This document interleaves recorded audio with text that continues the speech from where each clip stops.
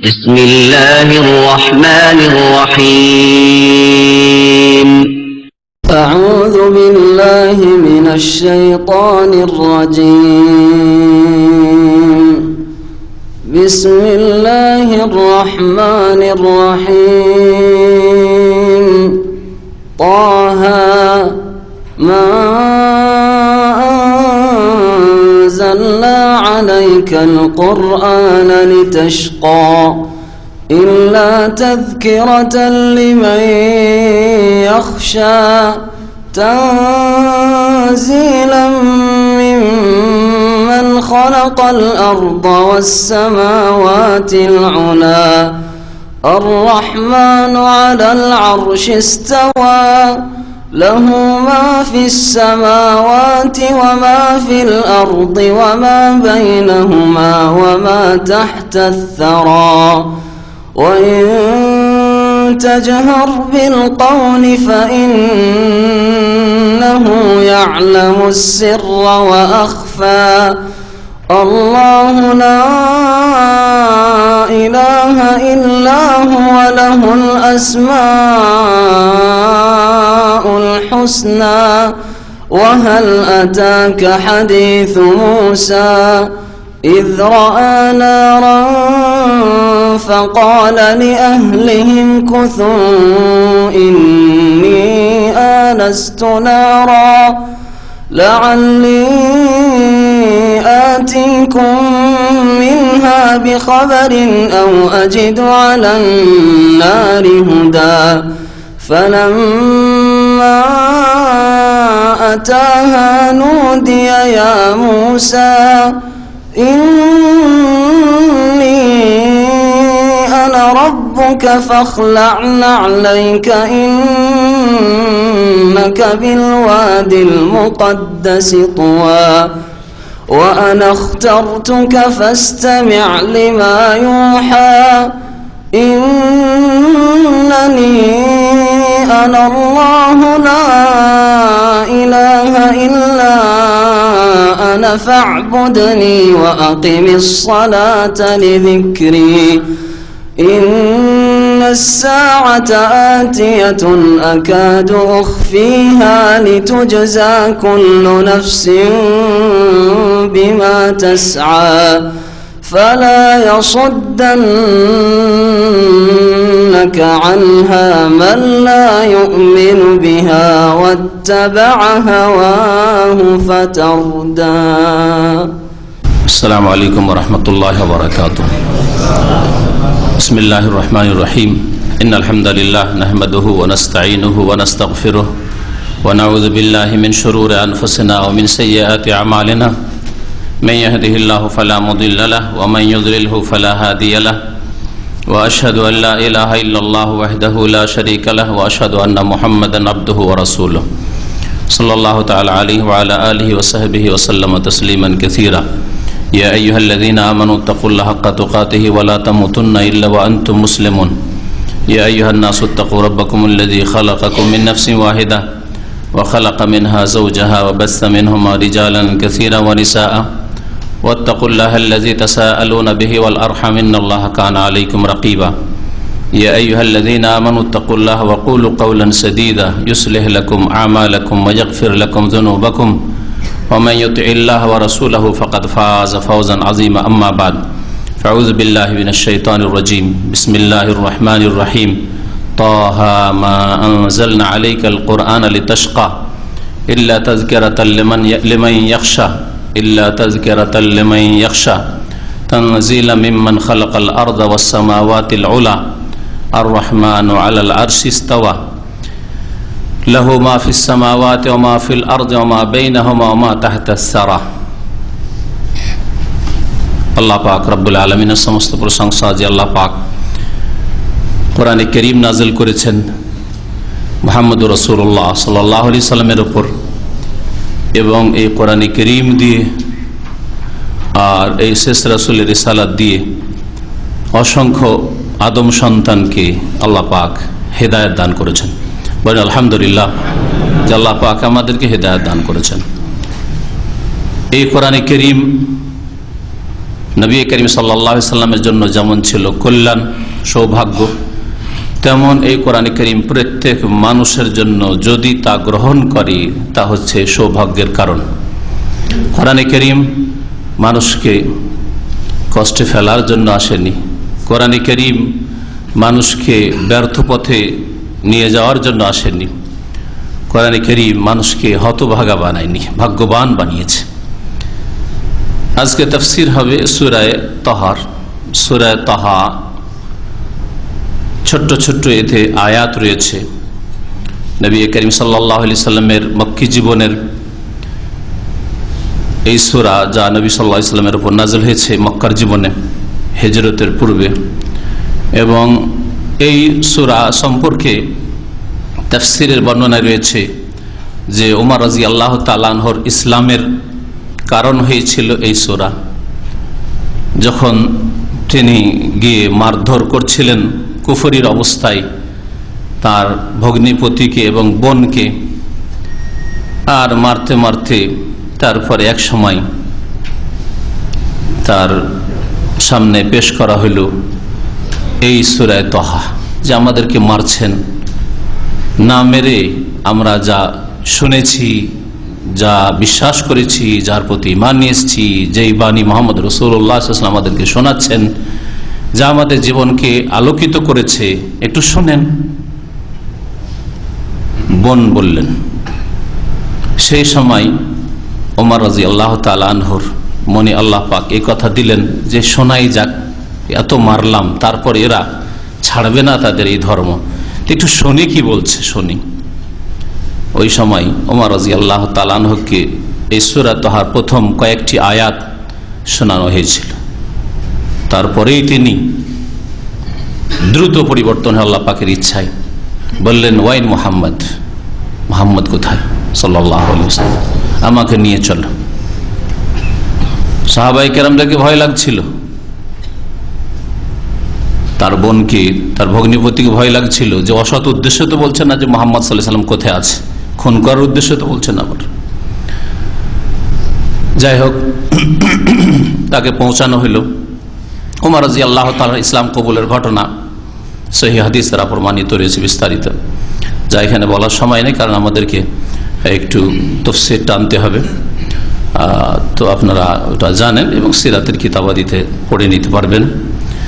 ওমর রাদিয়াল্লাহু তাআলা আনহু ইসলাম কবুল করলেন নবী করিম সাল্লাল্লাহু আলাইহি সাল্লামের কাছে। সেই দিন থেকে খোলাখুলি ইসলাম প্রকাশ করা শুরু করলেন সাহাবায়ে কেরামরা। তার পূর্ব পর্যন্ত গোপনে লুকিয়ে লুকিয়ে ইসলামের দাওয়াত দেওয়া হইত, গোপনে নামাজ পড়া হইত। যদি ফরজ নামাজ ফরজ না হইলেও ইসলাম ওমর রাদিয়াল্লাহু আনহু ইসলামের সময় নামাজ ফরজ হয়নি 5 ওয়াক্ত, তবে সকাল সন্ধ্যার নামাজ ছিল। যেমন অন্য আয়াতে রয়েছে সকাল সন্ধ্যা আল্লাহ পাকের তাসবিহ করো, সকাল সন্ধ্যা আল্লাহ পাকের জিকির আজকার করো। এই আয়াতগুলোর বাস্তবায়ন নবী করিম সাল্লাল্লাহু আলাইহি সাল্লাম সাহাবায়ে সকাল সন্ধ্যা তারা নামাজ পড়তেন, ইবাদতবন্দি করতেন। এই সূরা তাহা নাজিল হওয়ার সম্পর্কে শানে নুজুল স্বরূপ যা তাফসীরে বর্ণনা করা হয়েছে যে মুশরিকরা, বিশেষ করে কুরাইশ, নবী করিম সাল্লাল্লাহু আলাইহি ওয়াসাল্লামের বংশ যারা মুশরিক, কুরাইশ বংশের যারা কাফের মুশরিক, এরা বলতো যে মুহাম্মদের ভাগ্যটাই খারাপ করে দেওয়া হয়েছে কোরআন দিয়ে। কোরআন নাজিল না হইতো এই মুহাম্মদের তকদির খারাপ হইতো না। লাম্মা আনজালাল্লাহুল কোরআন আলা রাসূলিহি মুহাম্মদ সাল্লাল্লাহু আলাইহি ওয়াসাল্লাম, যখন আল্লাহ পাক রব্বুল আলামিন কোরআন কারীম রাসূল মুহাম্মদ সাল্লাল্লাহু আলাইহি ওয়াসাল্লাম নাজিল করলেন, কামা বিহি হুয়া ওয়া আসহাবুহু, তখন নবী সাল্লাল্লাহু আলাইহি ওয়াসাল্লাম তার সাহাবায়ে কেরামরা ইসলামের দাওয়াত দেওয়া শুরু করলেন, কোরআনের দাওয়াত দেওয়া শুরু করলেন। ফাকাল আল মুশরিকুনা মিন কুরাইশ, কুরাইশের মুশরিকরা বলতে শুরু করলো, মা উনজিলা হাযাল কুরআনু আলা মুহাম্মদ ইল্লা লিয়াশকা, মুহাম্মদের উপর সাল্লাল্লাহু আলাইহি ওয়াসাল্লাম এই কোরআন নাজিল করে তার ভাগ্যটা খারাপ করে দেওয়া হয়েছে, তার ভবিষ্যৎ অন্ধকার করে দেওয়া হয়েছে, তাকে বড়ই সে বিপদে পড়েছে। লিয়াশকা এই কথা বলেছিল। ইয়াশকা আর দুটি অর্থ হয়, ইশকা বা তাশকা, শাকিয়া ইয়াশকা পাবে সামিয়া থেকে। এর অর্থ এমনি শাব্দিক প্রসিদ্ধ অর্থ হচ্ছে বদনসিব হওয়া, হতভাগা হওয়া, ভাগ্য খারাপ হওয়া, এটা হচ্ছে এর অর্থ। আর এর বিপরীত সায়েদা ইয়াসআদু মানে ভাগ্যবান হওয়া, সৌভাগ্য। ফাম্মাল্লাযীনা সাইদু ফাফিল জান্নাহ, আল্লাহ পাক কোরআনে কারীমে বলছেন যে যারা ভাগ্যবান হবে, যাদের সৌভাগ্য হবে তারা জান্নাতে যাবে। আর জাহান্নামীদের সম্পর্কে আলোচনা, ওয়াম্মাল্লাযীনা শাকু, শাকে আশকাতকে শাকু, যারা হতভাগা, যাদের দুর্ভাগ্য, তারা জাহান্নামে ফিন্নার, তারা জাহান্নামে যাবে। তো এই মুশরিকদের এই সব সমালোচনার পরিপ্রেক্ষিতে আল্লাহ পাক রব্বুল আলামিন কোরআনে কারীমের সূরা তাহার এই প্রথম দিকের আয়াতগুলো নাযিল করলেন। এই সূরায় নবী করিম সাল্লাল্লাহু আলাইহি ওয়াসাল্লামের সামনে বিশেষ করে মূসা আলাইহিস সালামের বিস্তারিত সিরাত, জীবনী পেশ করে, কোরআনে কারীম হিসাবে বলতে হয় বিস্তারিত জীবনী। কোরআনে কারীমে এত বিস্তারিত আলোচনা খুব কমই হয়েছে কোন নবীর। মূসা আলাইহিস সালামের কথা যত বেশি আল্লাহ পাক বয়ান করেছেন। ইউসুফ আলাইহিস সালামের কথা একটি সূরায় আল্লাহ পাক বিস্তারিত বর্ণনা করে দিয়েছেন। বাকি মূসা আলাইহিস সালামের কথা বিভিন্ন সূরায় রয়েছে। তার মধ্যে বিশেষ করে খুব বিস্তারিত উল্লেখ করা হয়েছে তার কথা এই সূরায়ে তাহায় আর সূরায়ে কাসাসে। যেন সূরায়ে কাসাস পর্যন্ত আমরা তাফসীর 10 পারা পৌঁছে এসেছি, শেষ দিক থেকে সূরা আনকাবুত পর্যন্ত হয়ে গেছে, তারপরে কাসাস। সূরায়ে তাহার তাফসীর শেষ হলে ইনশাআল্লাহ তাআলা আমরা সূরায়ে কাসাসেরও তাফসীরটা করে দেব, যাতে করে একসাথে সবগুলি আয়াত, যে আয়াতগুলি প্রায় অধিকাংশ আয়াতগুলি মূসা আলাইহিস সালাম সম্পর্কে রয়েছে, তার বাল্য জীবন থেকে একেবারে নবুয়ত, রিসালাত, আর ফেরাউনের ধ্বংস হওয়া, আর বনী ইসরাইল মুমিনদের মূসা আলাইহিস সালামের সাথে সম্মানিত হওয়ার ঘটনা আমাদের সামনে স্পষ্ট হয়ে আসে। আল্লাহ পাক রব্বুল আলামিন আয়াত নাজিল করলেন যে মুহাম্মদ সাল্লাল্লাহু আলাইহি সাল্লাম কোরআনে কারীম দিয়ে ভাগ্যবান হয়েছেন, তার সৌভাগ্য, তার ভাগ্য খারাপ হয়নি, তোমাদের ভ্রান্ত ধারণা। মহান আল্লাহ ইরশাদ করছেন, তাহা মা আনজালনা আলাইকাল কুরআনা লিতাশকা। তাহা, তা আর হা দুটো অক্ষর, এগুলিকে বলা হয় বিচ্ছিন্ন অক্ষর, হুরুফে মুকাত্তাত। এগুলির অর্থ সম্পর্কে সাহাবায়ে কেরামরা জিজ্ঞেস করেননি নবী করিম সাল্লাল্লাহু আলাইহি সাল্লামকে, আর নবী সাল্লাল্লাহু আলাইহি সাল্লাম বলেননি।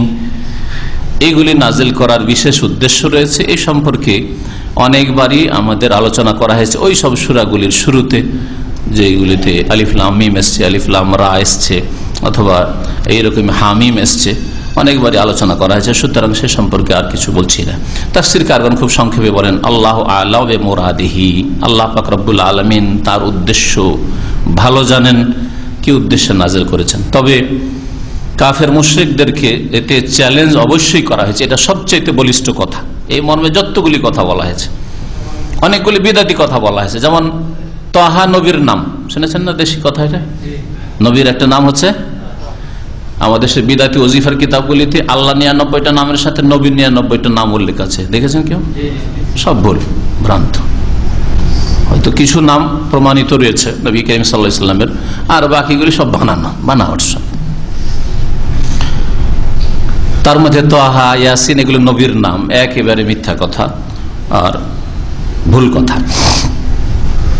তাহা মা আনজালনা আলাইকাল কুরআনা লিতাশকা, হে নবী মুহাম্মদ সাল্লাল্লাহু আলাইহি ওয়াসাল্লাম, তোমার প্রতি কোরআন নাজিল করিনি আমি এই জন্য যে লিতাশকা, তুমি হতভাগা হবে, তোমার দুর্ভাগ্য হবে, ভাগ্য খারাপ হবে, এই জন্য আমি কোরআন নাজিল করিনি। এটা একটি তাফসীর।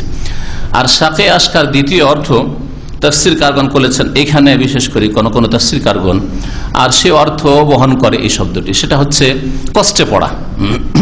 কেউ কষ্টে পড়েছে, যেটাকে আরবিতে তাপ, ক্লান্তি, আনা, কষ্ট, ক্লেশ, এসব ক্ষেত্রেও এই শাকে আশকা শব্দটি ব্যবহার হয়ে থাকে। তাহলে অর্থ হবে যে হে নবী, তোমার উপর আমি কোরআন নাজিল করিনি এই জন্য যে তুমি কষ্টে পড়বে, তোমাকে কষ্টে ফেলার উদ্দেশ্যে কোরআন নাজিল করিনি, তোমাকে বিপদে ফেলার উদ্দেশ্যে কোরআন নাজিল করিনি, যে তোমার জীবনটা অন্ধকার করে দিলাম, বিপদে ফেলে দিলাম। এতে আরেকটা তাফসীর করেছেন, এই কষ্টে ফেলার উদ্দেশ্যে কোরআন নাজিল করিনি এই অর্থ করার পরে, সেটা হচ্ছে যে নবী করিম সাল্লাল্লাহু আলাইহি ওয়াসাল্লাম কোরআনের কথা যখন কাফের মুশরিকদের সামনে পেশ করতেন, আর তারা অধিকাংশ ঈমান নিয়ে আসতো না, বিশ্বাস করতো না, আর বিভিন্ন রকমের খারাপ মন্তব্য করত, শত্রুতা করত, ঈমান নিয়ে আসতো না। শত্রুতাতে যায় আসে না নবী করিম সাল্লাল্লাহু আলাইহি সাল্লামের, শত্রুতা হবেও, তিনি জানতেন ভালো করে। কিন্তু তারা যে ঈমান নিয়ে আসলো না, আর এই লোকগুলি এই অবস্থায় মারা গেলে সবগুলি জাহান্নামের ইন্ধন হবে চিরকালের জন্য, এতে বড়ই কষ্ট পেতেন। কারণ মুহাম্মদ রাসূলুল্লাহ সাল্লাল্লাহু আলাইহি ওয়াসাল্লাম রাহমাতুল লিল আলামিন, বিশ্ব জাহানের সকলের জন্য, এমনকি সবকিছুর জন্য রহমত করুণা। তো এই রহমত মানুষ কি করে এটা বরদাস্ত করতে পারেন মানসিক দিক থেকে, যে এই লোকগুলি জাহান্নামে চলে যাবে, এই লোকগুলি আগুনে জ্বলবে, এই লোকগুলির জন্য আল্লাহ পাকের মহাশাস্তি, আল আযাবুল আকবার মহাশাস্তি রয়েছে, দুনিয়ার শাস্তি নয়। যদি এই অবস্থায় মরে যায় তাতে বড়ই পেরেশান হয়ে যেতেন। এই বিষয়টিকে কোরআনের বেশ কিছু আয়াতে উল্লেখ করা হয়েছে, তার মধ্যে এই আয়াতের তাফসীরে বলা হয়েছে, হে নবী, তোমার প্রতি কোরআন এই জন্য নাযিল করিনি যে তুমি কষ্টে পড়ে যাবে। কেন এত মনকে কষ্ট দিচ্ছ? মানসিক দিক থেকে এত কেন পীড়িত তুমি? ঈমান নিয়ে আসুক আর না আসুক, কুলিল হাক্কু মির রাব্বিকুম, হক কথা রবের পক্ষ থেকে এসছে, তুমি ঘোষণা করে দাও, জানিয়ে দাও। ফামান শাআ ফালিয়ুমিন, যার ইচ্ছা হবে মানুক, ও মান শাআ ফালিয়াকফুর, আর যার ইচ্ছা হবে না মানুক, তোমার তাতে কি আছে? এইরকম কাফের যারা অস্বীকারী, মানবে না, তাদের জন্য আমি জাহান্নাম তৈরি করে রেখেছি। তো আল্লাহ পাক রব্বুল আলামিন তাহলে এই কথাটি বলতে চেয়েছেন এই বিষয়ে সূরা কাহফে আয়াতে। আপনারা এর আগে যে সূরা তাফসীর হয়েছে, এর আগে হয়েছে সূরা মারইয়াম, তার আগে সূরা কাহফ, তাই না? তাতে কি আছে? ফালাআল্লাকা বাখিউন নাফসাকা ইল্লাম ইউমিনু বিহাযাল হাদিসে আসাফা। ফালাআল্লাকা বাখিউন নাফসাকা, হে নবী, মনে হচ্ছে যে তুমি নিজেকে সর্বনাশ করে ফেলবে, নিজে তুমি মনে হচ্ছে যে প্রাণটা হারিয়ে দেবে, তুমি চিন্তা করতে করতে মনে হয় শেষ হয়ে যাবে তুমি। বাখিউন নাফসাকা মানে হালিকুন নাফসাকা, নিজেকে ধ্বংস করে ফেলবে, মনে হচ্ছে মরে যাবে তুমি। এইভাবে এত কেন চিন্তা তোমার, যে এরা মুসলিম হচ্ছে না, এরা ঈমান নিয়ে আসছে না, এরা জান্নাতের রাস্তা ধরলো না, তোমার তাতে কি হয়?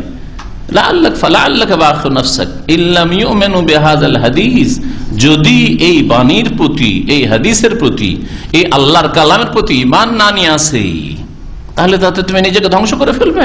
আসাফা, আক্ষেপ করে। এত আক্ষেপ কেন তোমার? এত আক্ষেপ করার কিছু নাই।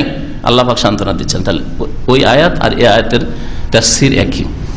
সূরা শুআরায় রয়েছে লাআল্লাকা বাখিউন নাফসাক আল্লা ইয়াকুনু মুমিনিন, তারা মুমিন হয় না, ঈমান নিয়ে আসে না, বিশ্বাস করে না, নিজেকে ধ্বংস করে ফেলবে তুমি? না, পেরেশান হওয়ার কিছু নেই।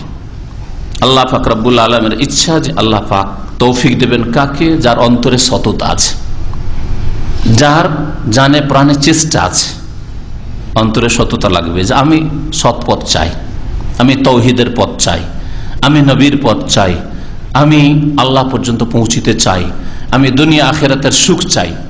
এই ধরনের নিয়ত যার থাকবে, এটা হচ্ছে অন্তরের সততা।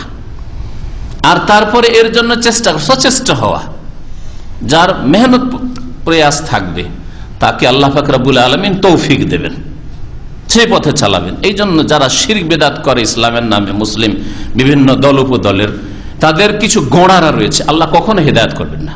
মুতাআসসিব গোঁড়া যারা, তাদেরকে আল্লাহ হেদায়েত করবেন না। কারণ আগে থেকে গোঁড়ামি নিয়ে আছে যে আমরা যেটা করছি, যেই আকীদা বিশ্বাসে আছি, কবর মাজার পূজা করলেও সেটা হক, সুফি মানব রচিত সুফিইজম হইলেও সেটা হক, হ্যাঁ সেগুলি হক, আর বাকি বাতিল। কোরআন এবং হাদিসে হক আছে, সুতরাং নিরপেক্ষ হয়ে কোরআন এবং হাদিস পড়াশোনা করি, যেখানে কোরআন হাদিস পৌঁছাবে সেখানে পৌঁছিব, এই নিয়ত নেই। এই অসৎ নিয়তের কারণে আল্লাহ পাক এই গোঁড়াদেরকে হেদায়েত করে না। তবে যারা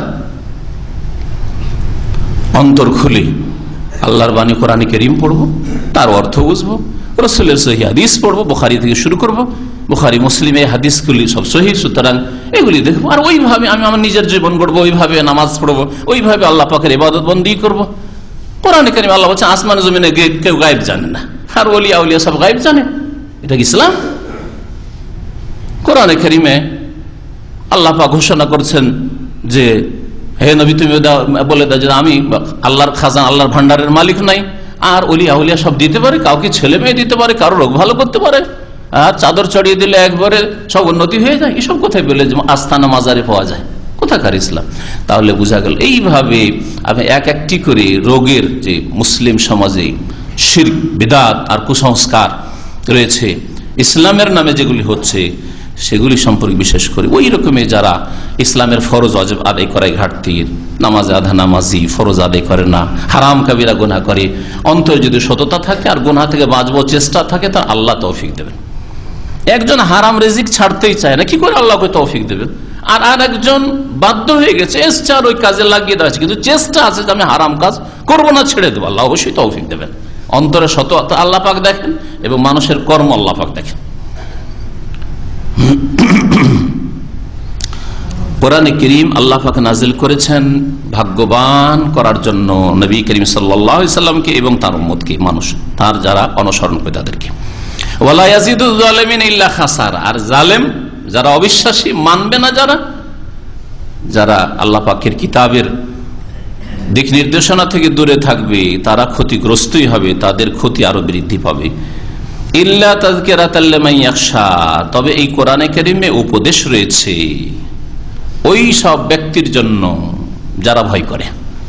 লিমান ইয়াখশা, তাহলে যারা ভয় করবে যে না আমাকে সোজা পথে চলতে হবে, সোজা জীবন গড়তে হবে, ভালো জীবন, মানুষের মতো জীবন গড়তে হবে, আর সবচেয়ে উত্তম আদর্শ দুনিয়া দেখলো না কোথাও শান্তি নেই, কোরআন কারীমের আদর্শ ছাড়া উত্তম আদর্শ কোথাও নেই, রাসূলুল্লাহ সাল্লাল্লাহু আলাইহি সাল্লামের আদর্শ ছাড়া উত্তম আদর্শ কোথাও নেই। এই বিষয়গুলি আজকাল পশ্চিমারা অনেকেই চর্চা করছে, স্টাডি করছে, বুঝছে, আর শিখে জেনে শুনে ইসলাম গ্রহণ করছে। মানে আলহামদুলিল্লাহ, এইরকমই যতগুলি বিদাতপন্থীদের অনেক আলেমরা আর বড় বড় বিদাতীদের ঘরের লোক, তারা পড়াশোনা করে, এমন নয় যে তাকলিদ করে অন্ধভাবে তারা কোরআন হাদিসের পথে চলে আসছে, না, পড়াশোনা করে হাল হকিকত জেনে সত্য মিথ্যা যাচাই করে তারপরে সহি পথে চলে আসছে। সুসংবাদ, গত সপ্তাহে টেলিফোন আসলো, ফুরফুরার নাতি, ফুরফুরা পীর, যে গোটা দুই বাংলার অসংখ্য মানুষকে বিভ্রান্তির পথে নিয়ে গেছে এই পীরের তরিকত, এই ফুরফুরার নাতি সহি আকীদা গ্রহণ করেছে। আমার সাথে মক্কায় যখন ছিলাম এই শাওয়াল মাসে ঈদের কয়েকদিন পরে টেলিফোনে কথা বলেছে, আর এখনো কথা বলেছে। আলহামদুলিল্লাহ, আলহামদুলিল্লাহ। সিদ্দিকী বংশ না লিখে না তারা, এই পাবনার লোকেরা, যার পাবনাতে তাদের খানকা আছে, ঠিক না? বাংলাদেশেও খানকা, আর ভারতের হুগলিতে খানকা আর খানকা। তো নসরুল্লাহ সিদ্দিকী বলে আলহামদুলিল্লাহ, এরা কি অন্ধভাবে চলে এসছে? হ্যাঁ, সহি পথে ছিল, ভুল পথে চলে এসছে নাকি? না পড়াশোনা করে এসছে? পড়াশোনা করে এসছে। এটা কি প্রমাণ করে? যে হক পথ হচ্ছে কোরআন সুন্নাহর পথ, হক পথ হচ্ছে সালাফে সালেহিনের অনুসরণের পথ, সালাফিদের পথ। হক পথ তাদের নাই যারা অন্ধ তাকলিদ করে, অন্ধভাবে তারা মানুষ বললে, বুজুর্গরা বললে, বড়রা বলেছে সুতরাং সেটাই দলিল, সেটা করণীয়, এইরকম করে না। তারা অন্ধ, যারা বড়রা করেছে, বড়রা বলেছে, আর আমাদের দল ভারী, সুতরাং আমরাই ঠিক পথে আছি। এটা হচ্ছে অন্ধদের পথ। আর চক্ষুলা লোকদের পথ হচ্ছে যে কোরআন কি বলে, রাসূলের হাদিস কি বলে। আলহামদুলিল্লাহ যে আল্লাহ পাক আমাদেরকে কোরআন এবং হাদিসের রাস্তায় রেখেছেন বা নিয়ে এসেছেন, বলেন আলহামদুলিল্লাহ। যারা ভয় করবে তাদের জন্য কোরআন কারীম উপদেশ রয়েছে। তানজিলাম মিম্মান খালাকাল আরদা ওয়াস সামাওয়াতিল উলা, এই কোরআন কারীম নাজিল করা হয়েছে। তানজিলান মানে মুনাজ্জালুন, মাসদার নাযালা ইউনাজ্জালু, ইসম মফউলের অর্থে নাজিলকৃত বা নাজিল করা হয়েছে সেই সত্তার পক্ষ থেকে। মিম্মান সেই সত্তা, সেই জাতে পাকের পক্ষ থেকে। খালাকাল আরদা, যিনি পৃথিবীকে সৃষ্টি করেছেন, জমিন সৃষ্টি করেছেন। ওয়াস সামাওয়াতিল উলা, আর সুউচ্চ আকাশ সমূহকে সৃষ্টি করেছেন। আর রহমান আলাল আরশি ইস্তাওয়া, রহমান দয়াবান, যিনি আরশের উপর সমুন্নত, যিনি আরশের উপর সমুন্নত। আরশ কোন দিকে? আরশ উপর দিকে। তাহলে আল্লাহ কোন দিকে? সর্বত্র না? হ্যাঁ, জি। তাহলে যারা বলবে যে আল্লাহর আরশ মানে আল্লাহর ক্ষমতা, তারা গোমরাহ। শুনে রাখেন, আমি হালকা করে বলছি। ইমাম আবু হানিফা রাহমাতুল্লাহ শারহে আকাইদা তাহাউইয়া, আর যারা নিজেদের হানাফি বলে পরিচয় দিত, হ্যাঁ, তাদের কিতাবে রয়েছে ইমাম তাহাউই এবং তার ভাষ্য ইবনে আবিল ইজ আল হানাফির কিতাব আমার টেবিলে আছে। আর সময় সুযোগে এনে শোনাবো যে ইমাম আবু হানিফা রাহমাতুল্লাহ আলাইহি বলা হচ্ছে, কেউ যদি বলে আল্লাহর আরশ নেই, আল্লাহর আরশ মানে ক্ষমতা, হ্যাঁ, যেমন অমুক সিংহাসনে বসেছে, হ্যাঁ, তার মানে ক্ষমতা তার হাতে এসছে, মানে সে রাজা ছিল না, অথবা সে এর আগে প্রধানমন্ত্রী ছিল, এখন প্রধানমন্ত্রী হয়েছে। মানুষের ক্ষেত্রে, দুনিয়ার শাসকের ক্ষেত্রে ব্যবহার হয়, কিন্তু বলবেন আল্লাহ পাকের আরশ মানে আল্লাহ পাকের ক্ষমতা, আল্লাহ ক্ষমতা এসছেন, তার মানে কি এর আগে আল্লাহ ক্ষমতাই ছিল না, অক্ষম ছিলেন। আল্লাহ পাক রব্বুল আলামিনের কাছে এই ক্ষমতা ছিল না, পৃথিবীর ক্ষমতা আর কারো কাছে ছিল, আর তারপরে শুরু হলো, হ্যাঁ, যে আল্লাহ পাক ক্ষমতা পেলেন নাকি আসমান জমিন সৃষ্টি করার পরে। খালাকাস সামাওয়াতি ওয়াল আরদা ফি সিত্তাতি আইয়ামিন সুম্মা ইসতাওয়া আলাল আরশ, তাহলে আসমান জমিন আল্লাহ পাক 6 দিনে সৃষ্টি করলেন, তারপরে সুম্মা মানে তারপরে আল্লাহ পাক আরশের উপর সমুন্নত হইলেন। এটা হচ্ছে সেই তাফসীর আর অনুবাদ। আর ওরা বলছে না, তারপরে ক্ষমতা পেলেন, তার মানে আসমান জমিন সৃষ্টি করার আগে আল্লাহ পাক ক্ষমতায় ছিলেন না। যেমন দুনিয়ার শাসকরা ক্ষমতায় থাকে না, তারপর কেউ ইলেকশনে জিতে আসে, কেউ বংশ পরম্পরা পেয়ে থাকে, আর কিছু হয়ে থাকে, তাই না? কত বড় কুফরি কথা। এই জন্য ইমাম আবু হানিফা রাহমাতুল্লাহ আলাইহির কথা ইনশাআল্লাহ তাআলা ওই কিতাব থেকে পড়ে শোনাবো শুক্রবারে এশা পরে, ইনশাআল্লাহ তাআলা এই দর্শ হবে, খুব কাছাকাছি সময় আপনাদেরকে শোনাবো ইনশাআল্লাহ। যাতে করে ইমাম আবু হানিফা রাহমাতুল্লাহ গুমরাহ বলেন, বলে কেউ যদি বলে আল্লাহর আরশ নেই তো সে কাফের। কেউ যদি আল্লাহর আরশ আছে কিন্তু কোন দিকে আছে জানি না, এদিকেও হইতে পারে, সর্বত্র হইতে পারে, হ্যাঁ, কুলুব মুমিনের কলবে কলবে হইতে পারে আল্লাহ পাকের আরশ, কুলুব মুমিন আরশুর রহমান কেউ যদি বলে, তাহলে বলে ফাকাদ কাফারা। কে বলছেন এটা? ইমাম আবু হানিফা রাহমাতুল্লাহ আলাইহি বলছেন। পাতা থেকে পাতা নম্বর শুধু না, পড়ে শোনাবো ইনশাআল্লাহ তাআলা, যেসব ভাইদের সময় আছে। আজকে রাত্রে শুনবেন না আগামী সপ্তাহে? গত সপ্তাহে একটু আদা করেছিলেন বাকি কিছু তারাবি, কিন্তু প্রয়োজন নাই মনে হয়, তারাবির গত সপ্তাহে যে আলোচনা হয়েছে যথেষ্ট। তো যদি আজকে শুনতে চান তো ইনশাআল্লাহ তাআলা এই বিষয়টা শোনাব। ইমাম আবু হানিফা রাহমাতুল্লাহ আলাইহির উক্তি। তারপরেও হানাফি আবার, হ্যাঁ, মানলেন না আরশ। আর যদি আরশ মানেন তো বলবেন যে না, আল্লাহ কোথায়, না বলা যাবে না যে আল্লাহ উপর দিক, কোনো বলা যাবে না যে কোন দিকে বলা যাবে না। আশারি মাতুরিদি ভ্রান্ত মতবাদ হচ্ছে যে বলা যাবে না আল্লাহ কোন দিকে, আল্লাহ সর্বত্র বিরাজমান। তাআলা আনিল জিসমি ওয়াল জিহাতি, তাদের কথা আল্লাহর যেমন দেহ নেই, অস্বীকার। আরে জিসিম শব্দ আসেনি, হাও করিও না, নাও করিও না, এটা হচ্ছে সালাফ সালেহের তরিকা। আর বিদাতীদের তরিকা হচ্ছে, আমাদের দেশীয় বিদাতীদের আলেম সমাজের এটা, যে না না অস্বীকার করে দাও, আচ্ছা গেল, এটা না হয় নাই, সেই জন্য অস্বীকার করলেন। আর তারপরে জিহাদ দিক অস্বীকার, আল্লাহ ঊর্ধ্বে, 7 আসমানের ঊর্ধ্বে, আরশে আজিমের ওপরে, না বলা যাবে না, ওইটাই নাকি কুফরি। অথচ ইমাম আবু হানিফা বলছেন যে বলবে যে আল্লাহ পাক রব্বুল আরশ কোথায় আমি জানি না, সে ফাকাদ কাফারা। আমি তো গুমরাহ বললাম। অনেক সময় হুকুম আমরা হালকা করে বললি, কারণ ছোট মুখে অত বড় কথা নয়। আর ইমাম আবু হানিফা রাহমাতুল্লাহ বড় মুখে বড় কথা ইনশাআল্লাহ তাআলা আপনাদেরকে শুনিয়ে দেব। জি,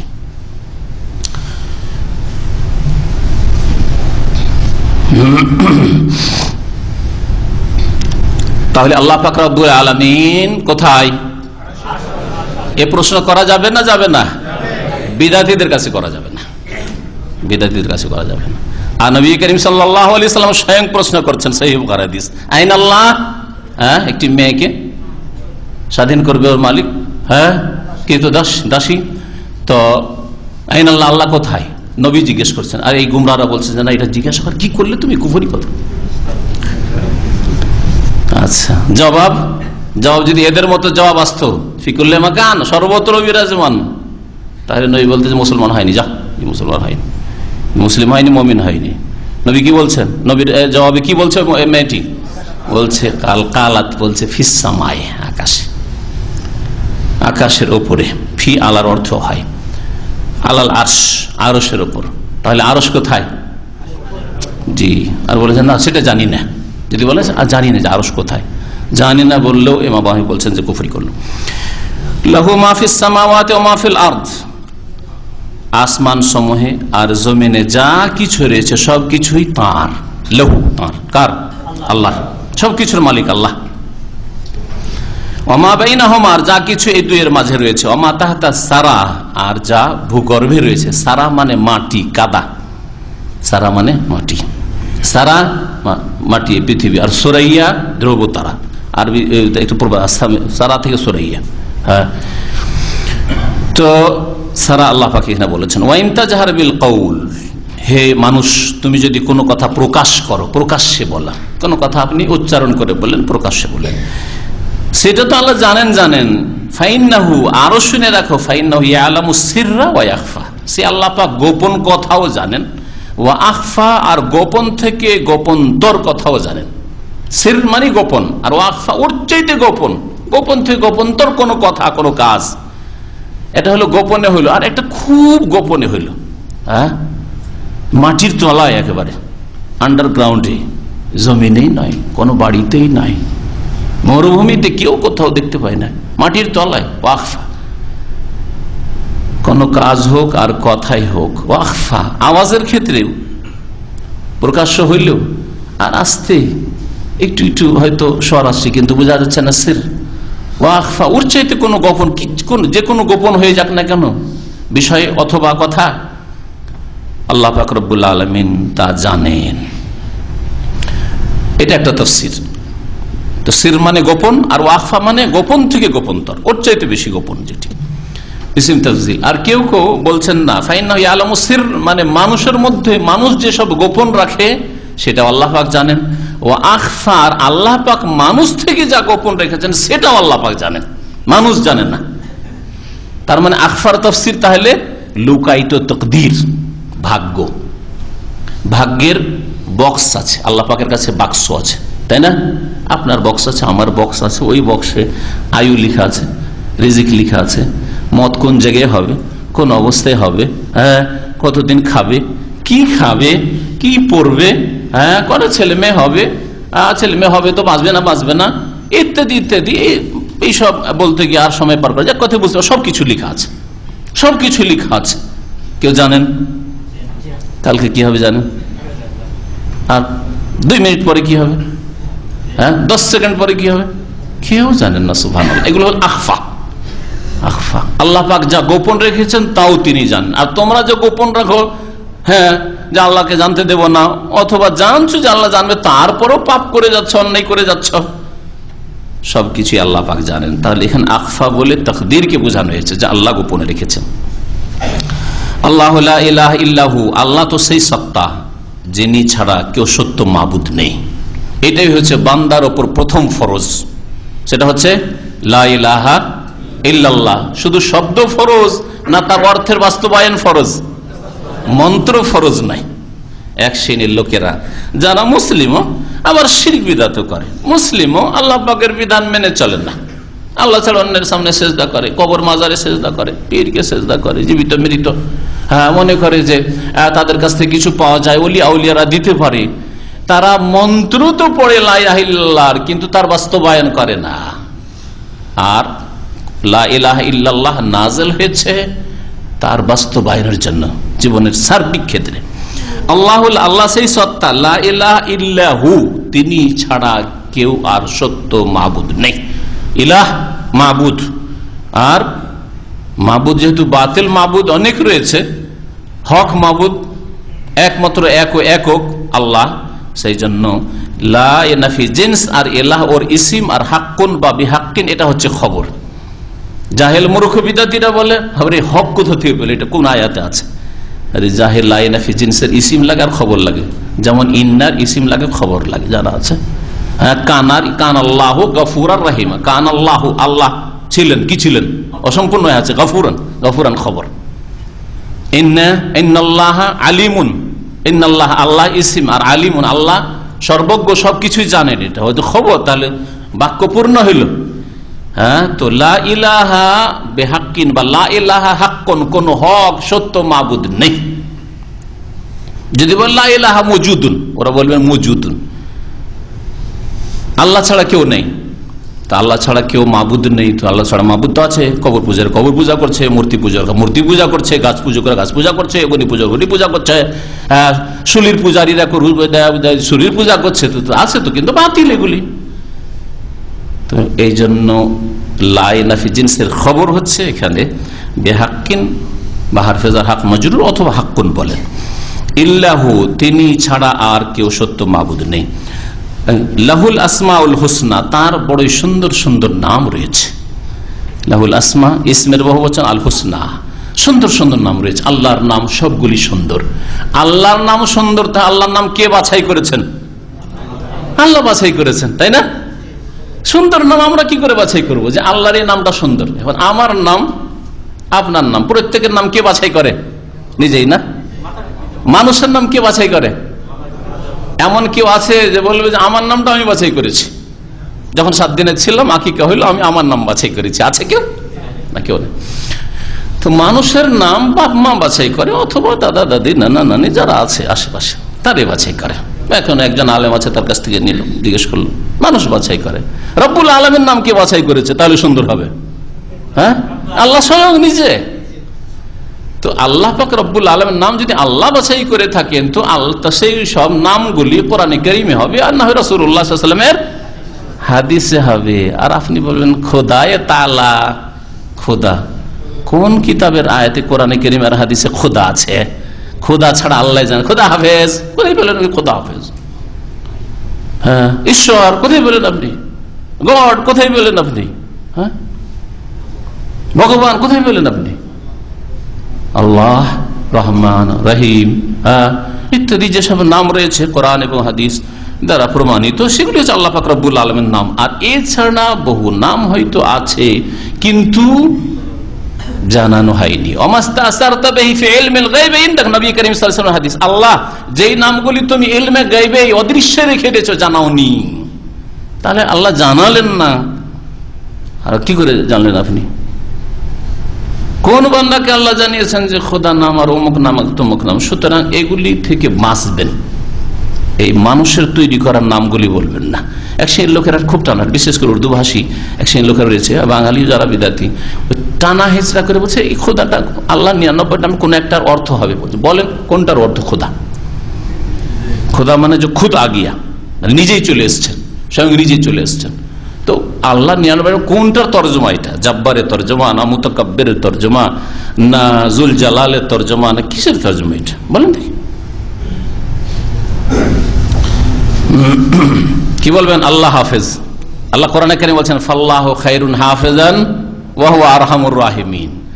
আর বাঙালি উর্দু ভাষী ভারত উপমহাদেশের লোকেরা, আচ্ছা খোদা হাফেজ, ফাল্লাহু খায়রুন হাফেজান, আল্লাহ খায়রুল হাফেজ, উত্তম হেফাজতকারী আল্লাহ পাক রব্বুল আলামিন। আল্লাহ পাকের সুন্দর সুন্দর নাম রয়েছে। তারপরে আল্লাহ পাক রব্বুল আলামিন মুসা আলাইহিস সালামের ঘটনা বর্ণনা করা শুরু করেছেন। নবী মুহাম্মদ সাল্লাল্লাহু আলাইহি সাল্লামকে সম্বোধন করে বলছেন ওয়াহাল আতাকা হাদিস মুসা, হে নবী তোমার কাছে কি মুসা আলাইহিস সালামের বৃত্তান্ত এসেছে? হাদিস মানে কথা। মুসা আলাইহিস সালামের ঘটনা তোমার কাছে কি পৌঁছেছে? আর কিভাবে পৌঁছবে ওহির আগে? ওহি না হইলে নবী মুহাম্মদ সাল্লাল্লাহু আলাইহি সাল্লাম কি করে জানবেন? তুমি কি জানো? জানো না তো শুনে নাও। আল্লাহ বলেন শুনে নাও। ইযরা আনারান, বিশেষ একটা মুসা আলাইহিস সালামের জীবনের অংশ এখানে বর্ণনা করা হচ্ছে। এখানে বাল্য জীবন বর্ণনা করা হয়নি।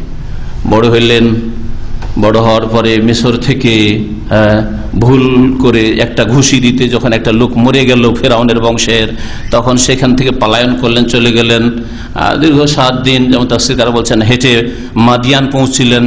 মাদিয়ান পৌঁছে সেখানে দেখলেন শুআইব আলাইহিস সালাম, এক বর্ণনা মোতাবেক তিনি নবী অথবা অন্য কোনো শুআইব।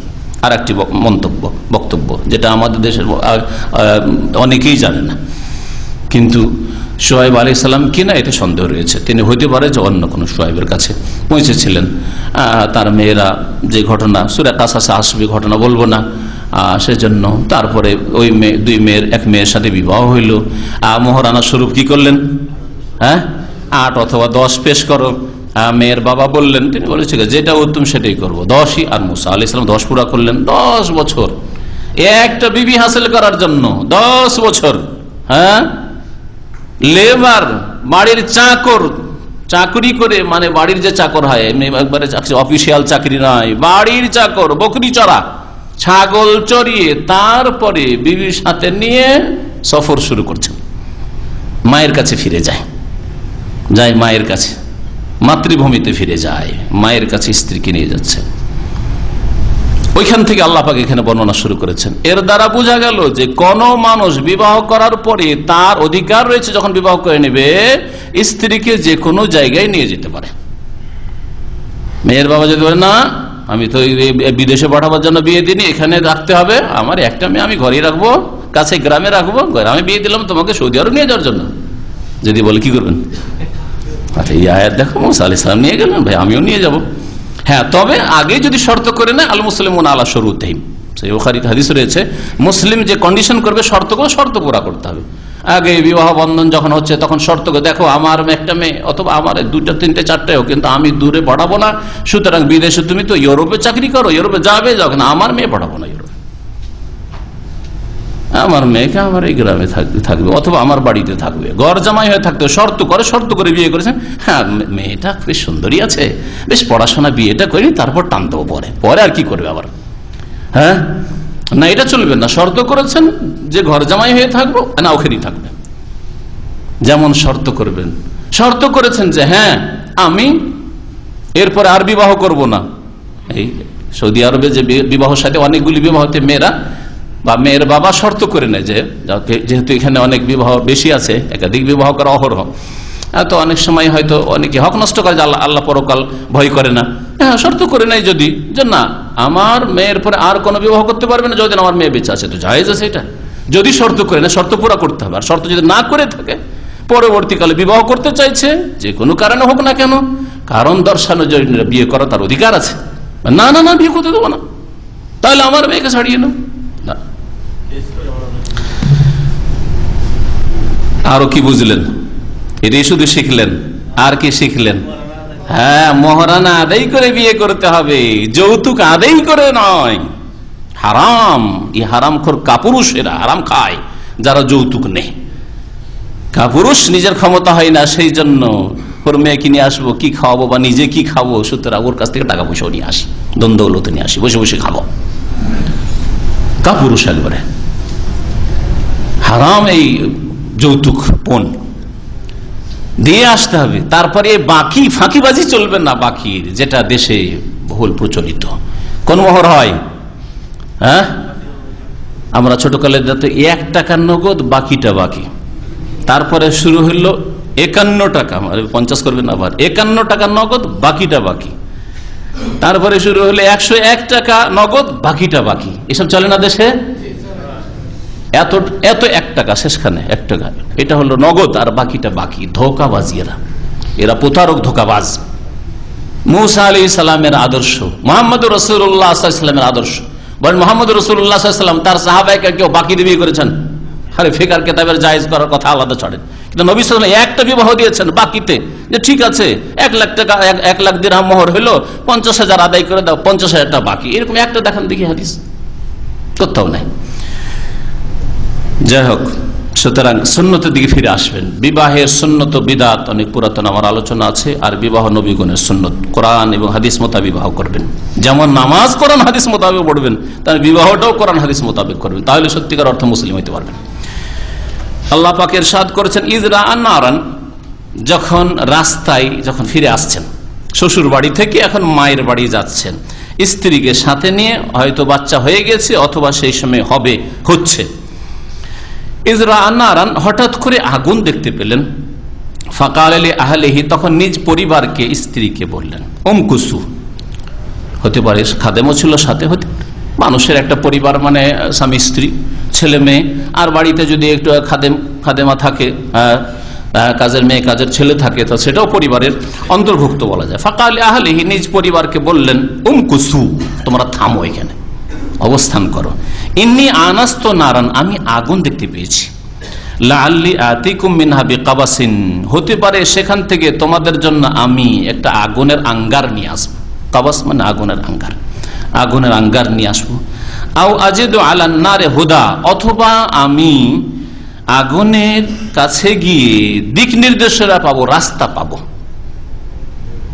হয়েছিল কি, রাতের অন্ধকারে চলছেন, অজানা অচেনা পথ, সেই যুগে না এরকম রোড রাস্তা, আর না কোনো লোকেশন দেওয়া আছে যে এইদিকে রিয়াদ যাবে, এইদিকে মেসর যাবে, এইদিকে জর্ডন যাবে, এইদিকে বাহরাইন। খালি এতগুলি দেওয়ার পর হারিয়ে গিয়ে ওই কোথা থেকে কোথায় চলে যাচ্ছেন, যাবেন বাহরাইন ব্রিজ আর ধরে নিয়েছেন আজিজিয়ার রিয়াদ রোড, হচ্ছে না? হ্যাঁ হ্যাঁ হ্যাঁ, এত লোকেশন থাকা সত্ত্বেও, হ্যাঁ এত সুন্দর রাস্তা থাকা সত্ত্বেও তো রাতে কি যে অবস্থা ছিল, কোন রাস্তা চিনি না, এত দূরের পথ ছেলে মেয়েদেরকে নিয়ে। প্রথম কথা খুব শীত ছিল, তাফসীরকার বলেছে খুব ঠান্ডা ছিল, ঠান্ডা লেগেছে, আগুনের প্রয়োজন। রাস্তাও বুঝতে পারি না কোন দিকে যাচ্ছি, উল্টো দিকে যাচ্ছি না সোজা দিকে যাচ্ছি, কোন দিকে কিছু বুঝতে পারছি না, আগুনের প্রয়োজন, নিজেকে শিখতে হবে। বাচ্চা, নতুন বাচ্চা, ঠান্ডা লাগলে অসুবিধা আছে, ওকেও শিখতে হবে। এ শেখার কথা অন্য আয়াতে উল্লেখ করলে আল্লাকুম তাস্তালুন, আগুন এনে দেবো, তাতে হয়তো তোমরা নিজেকে বাচ্চাকে শিখবে। রাস্তাও পাবো, রাস্তা বুঝতে পারবো, ওখানে গেলে কোনো মানুষ নিশ্চয় আগুন জ্বলছে, তার মানে মানুষ। প্রাচীন যুগে কোথাও আগুন যদি আলো দেখতো তো বুঝছে না কোনো লোক আছে, তাহলে যাই একটু এগিয়ে যাবে দিকে যাই, হয়তো ওখানে গিয়ে জিজ্ঞেস করবো যে মেসরের রাস্তা কোন দিকে। ফালাম্মা আতাহা, যখন ওখানে এসে পৌঁছিল, নুদিয়া, তখন তাকে ডাক দেওয়া হইল। কে ডাক দিলেন? আল্লাহ পাক ডাক দিচ্ছেন, ইয়া মুসা, হে মুসা, ইন্নী আনা রব্বুকা, নিঃসন্দেহে আমি তোমার প্রতিপালক রব। ফাখলা নালাইক, সুতরাং তুমি তোমার দুই স্যান্ডেল, দুই জুতা খুলে ফেলো। ইন্নাকা বিল ওয়াদিল মুকাদ্দাসে তুয়া, নিশ্চয়ই তুমি পবিত্র উপত্যকায় এসছো, যার নাম হচ্ছে তুয়া। তুয়া নামক পবিত্র উপত্যকায় পৌঁছিয়েছো বা এসেছো, সুতরাং এখানে তুমি তোমার জুতা খুলে ফেলো। আল্লাহ পাক রব্বুল আলামিন ডাক দিলেন, এখানে শুধু বলেন আল্লাহ ডাক দিলেন। কোথা থেকে ডাকটা আসলো এই কথা উল্লেখ নেই। সূরা কাসাসে রয়েছে মিনাশ শাজারাতিল মুবারাকা, বরকতময় গাছ থেকে একটা আওয়াজ আসলো। আল্লাহ পাক রব্বুল আলামিন ডাক দিয়ে বললেন ইন্নী আনা আল্লাহ, এখানে হচ্ছে ইন্নী আনা রব্বুক, আমি আল্লাহ, আমি রব। জুতা খুলতে কেন বলা হলো? একদল বলছে জুতা খুলতে এই জন্য বলা হয়েছিল, সেটা গাধার চামড়া দিয়ে তৈরি ছিল, কিন্তু হয়তো এটা ঠিক নাই, আল্লাহু আলাম। এর চাইতে বলিষ্ঠ মত হচ্ছে তাফসীরকারদের যে পরের অংশে তাতে ইঙ্গিত করা হয়েছে জুতা কেন খুলতে বলা হলো। ফাখলা নালাইক, জুতা খুলো কেন? ইন্নাকা বিল ওয়াদিল মুকাদ্দাস, তুমি পবিত্র ভূমিতেই, পবিত্র উপত্যকায় এসেছো। ওয়াদি বলা হয় দুই পাহাড়ের মাঝখানে সংকীর্ণ নিচু এলাকাকে। এখানে পৌঁছেছো যে এলাকাটির নাম হচ্ছে তুয়া, আর এই জায়গাটা পবিত্র, সুতরাং তুমি জুতো খুলে এসো। আল্লাহ পাক রব্বুল আলামিনের এই হুকুম এই জন্য হয়েছিল। ওয়ান আখতারতুকা, আর আমি তোমাকে মনোনীত করেছি। কিসের জন্য মনোনীত করেছি? নবী রসুল করবো সেই জন্য মনোনীত করেছি। ওয়ান আখতারতুকা, যেমন অন্য যে বলছে ইয়া মূসা ইন্নী ইসতাফাইতুকা আলান নাস, হ্যাঁ ইসতাফাইতুকা আলান নাস বিরিসালাতি ওয়া বিকালামি, আমার রিসালাত আর আমার কথা, তোমার সাথে কথা বলবো, তোমাকে কথা বলার জন্য মনোনীত করেছি। আর কারো সাথে আমি কথা বলিনি, তোমার সাথে কথা বলবো। আর আল্লাহ পাক নবী মুহাম্মদ সাল্লাল্লাহু আলাইহি সাল্লামের সাথে মেরাজে কথা বলেছেন। নবী করিম সাল্লাল্লাহু আলাইহি সাল্লাম এই মর্যাদা হাসিল করেছেন। ওয়া আনা আখতারতুকা, আমি তোমাকে ইখতিয়ার করেছি, মানে বাছাই করেছি। ফাস্তামি লিমা ইউহা, সুতরাং যা ওহী করা হচ্ছে তা তুমি মনোযোগ সহকারে শ্রবণ করো। সামিয়া মানে শুধু শোনা, আর ইস্তামা বা ইফতিয়াল মানে মনোযোগ সহকারে শোনা। এমনি শুনছেন আপনি, গাড়িতে যাচ্ছেন, গল্প করছেন, শুনছেন, ওইদিকে রেডিওতে হয়তো তেলাওয়াত আসছে, এই শোনা। আর ইস্তামা মানে হচ্ছে মনোযোগ দিয়ে শোনা, গল্প বন্ধ করেন, হ্যাঁ মন লাগিয়ে শোনেন, কানটাকে খাড়া করেন, তারপর শোনেন, এটা হচ্ছে শোনা। এখানে শোনা দুই রকম, কিছু লোক আছে ঝিমাচ্ছে, শুনছে, ওরা শুনছে শুধু, কিছু বুঝে না, ভিতরে নামে না। যদি জিজ্ঞাসা করেন কি শুনলেন, কিছু বলতে পারবেন না। আর ইস্তেমা মানে হচ্ছে মনোযোগ সহকারে মন লাগিয়ে শোনা, এবং শোনার পরে ভিতরে নামাবার চেষ্টা করা, উপলব্ধি করার চেষ্টা করা, মেমোরিতে রাখার চেষ্টা করা। ফাস্তামি লিমা ইউহা, যা ওহী করা হচ্ছে তা মনোযোগ সহকারে শোনো। ইন্নানি আনাল্লাহ, নিশ্চয় আমি আল্লাহ, লা ইলাহা ইল্লা আনা, আমি ছাড়া কেউ আর সত্য মাবুদ নেই। প্রথম ফরজ এটি। এই জন্য মুসা আলাইহিস সালামকে আল্লাহ পাক প্রথম, অন্য কোন কথা বলছেন না, ইসলামের বিধিবিধান, ইমানের বিধিবিধান, বলছেন কি লা ইলাহা ইল্লা আনা, আমি ছাড়া আর কেউ সত্য মাবুদ নেই। ফাবুদনি, সুতরাং একমাত্র আমার ইবাদত করো। ইবাদতের মধ্যে নামাজ শামিল, কিন্তু নামাজ ইবাদতের শুরু, অন্তরের ইবাদত, জবানের ইবাদত, স্বীকৃতির মাধ্যমে লা ইলাহা ইল্লাল্লাহ দিলেন আপনি, এটা হচ্ছে প্রথম ফরজ। এর মাধ্যমে আপনি নিজেকে মুসলিম বলে ঘোষণা করলেন যে আমি মুসলিম, আমি আত্মসমর্পণকারী, আমি মুমিন বিশ্বাসী, আমি কাফের, মুনাফিক, মুশরিক নই। এর প্রমাণ, বাস্তব প্রমাণ, এটাকে টিকিয়ে রাখা প্রথম হচ্ছে 5 ওয়াক্ত সালাত, নামাজ। প্রথম রোজা, যাকাত, দান খায়রাত করি, মসজিদ মাদ্রাসা করি, অনেক নেক কাজ করি, কিন্তু নামাজটাই শুধু পারি না। আজকালকার অনেক মুসলিম পয়সাওয়ালাদের অবস্থা, নেতাদের অবস্থা, এমনি দুনিয়াদারদের অবস্থা, নামাজটাই পড়ি না, বাকি মা বাবাকে প্রতি মাসে পয়সা পাঠায়, কখনো নাজাত পাবেন না। বিনা নামাজে কোনো ব্যক্তি নাজাত পাবে না, ভালো করে শুনে রাখেন, আল্লাহর কসম করে বলছি, এটাই কোরআন হাদিসের কথা, এটাই আমার ঈমান। বিনা 5 ওয়াক্ত নামাজে, 4 ওয়াক্ত 3 ওয়াক্ত দিয়ে নাই, বিনা 5 ওয়াক্ত নামাজে কখনো নাজাত পাবেন না। সেই জন্য আল্লাহ পাক রব্বুল আলামিন প্রথমখানেই লা ইলাহা ইল্লাল্লাহর পরেই বলছেন ফাবুদনি, আমার ইবাদত করো। আর ইবাদতের প্রথম শুরু হচ্ছে ওয়াকিমিস সালাতা লিযিকরি, সালাত কায়েম করো আমার স্মরণের উদ্দেশ্যে, আমার জিকিরের উদ্দেশ্যে, আমাকে স্মরণ করার উদ্দেশ্যে কি করো? আকিমিস সালাহ, সালাত কায়েম করো, নামাজ প্রতিষ্ঠা করো। তাহলে নামাজ কায়েম করা হচ্ছে আল্লাহ পাক রব্বুল আলামিনের সবচেয়ে বড় জিকির, সবচেয়ে বড় জিকির আকিমিস সালাতা লিযিকরি। এটা হচ্ছে একটা তাফসীর লিযিকরির। আর কেউ কেউ তাফসীর করেছেন লিযিকরির, যেমন নবী করিম সাল্লাল্লাহু আলাইহি ওয়াসাল্লাম একটা হাদিস দ্বারা ওর সমর্থন পাওয়া যায়, দ্বিতীয় তাফসীর হতে পারে। আর একটা তাফসীর আরেকটা তাফসীরের সাথে সংঘর্ষিত না হলে সবগুলি ঠিক রাখা যেতে পারে, এটাও ঠিক ওইটাও ঠিক। তাফসীরের ক্ষেত্রে কোরআন হাদিস বিরোধী নয়, সেই আকীদা ইসলাম বিরোধী নয়, সুতরাং দুটোই তাফসীর আপন জায়গায় ঠিক। আকিমিস সালাতা লিযিকরি, নামাজ কায়েম করো আমার স্মরণ হলে, লে লাম ওয়াক্তের জন্য, সময় নির্ধারণের জন্য, লে জিক্রি মানে লে ওয়াক্তে জিক্রি, যখনই আমার স্মরণ হবে, আমার স্মরণ তোমার আসবে, তখনই নামাজ কায়েম করো। তাহলে যখনই আল্লাহর কথা স্মরণ আসবে তখন নামাজে লেগে যাও। এটা হচ্ছে আর একটা তাফসীর। এই তাফসীরটা মানুষ যখন নামাজ ভুলে যায়, ভুলে গেছে একদিন জোহর নামাজ পড়তে, আসর নামাজ পড়তে ভুলে গেছে, যে কোনো নামাজ হোক না কেন, অনেক সময় ভুলে যায় এরকম, বিশেষ করে জামাতটা ছুটে গেল, রাস্তার ভিড় ভাড়ে, আর তারপরে আচ্ছা বাসা গিয়ে পড়ে নেও। বাসা গিয়ে পড়বেন কি, গিয়ে গরমে গিয়েছেন, ঠান্ডা হয়ে খেয়ে দিয়ে ঘুমিয়ে পড়েছেন, আসরেও মনে হয়নি, মাগরিবে মনে হচ্ছে, এশাই মনে হচ্ছে, আরে আজকে জোহরটা কোথায় পড়লাম, কোন মসজিদে পড়লাম, চিন্তা করতে করতে দেখলাম না কোনো মসজিদেই পড়িনি, বাসায় পড়লাম, বাসায় তো পড়িনি, ওই যে রাস্তায় ছিলাম তখন জামাতটা হয়েছিল। হয় না, হয় না, এরকম হতে পারে। সেই ক্ষেত্রে এই আয়াত প্রযোজ্য।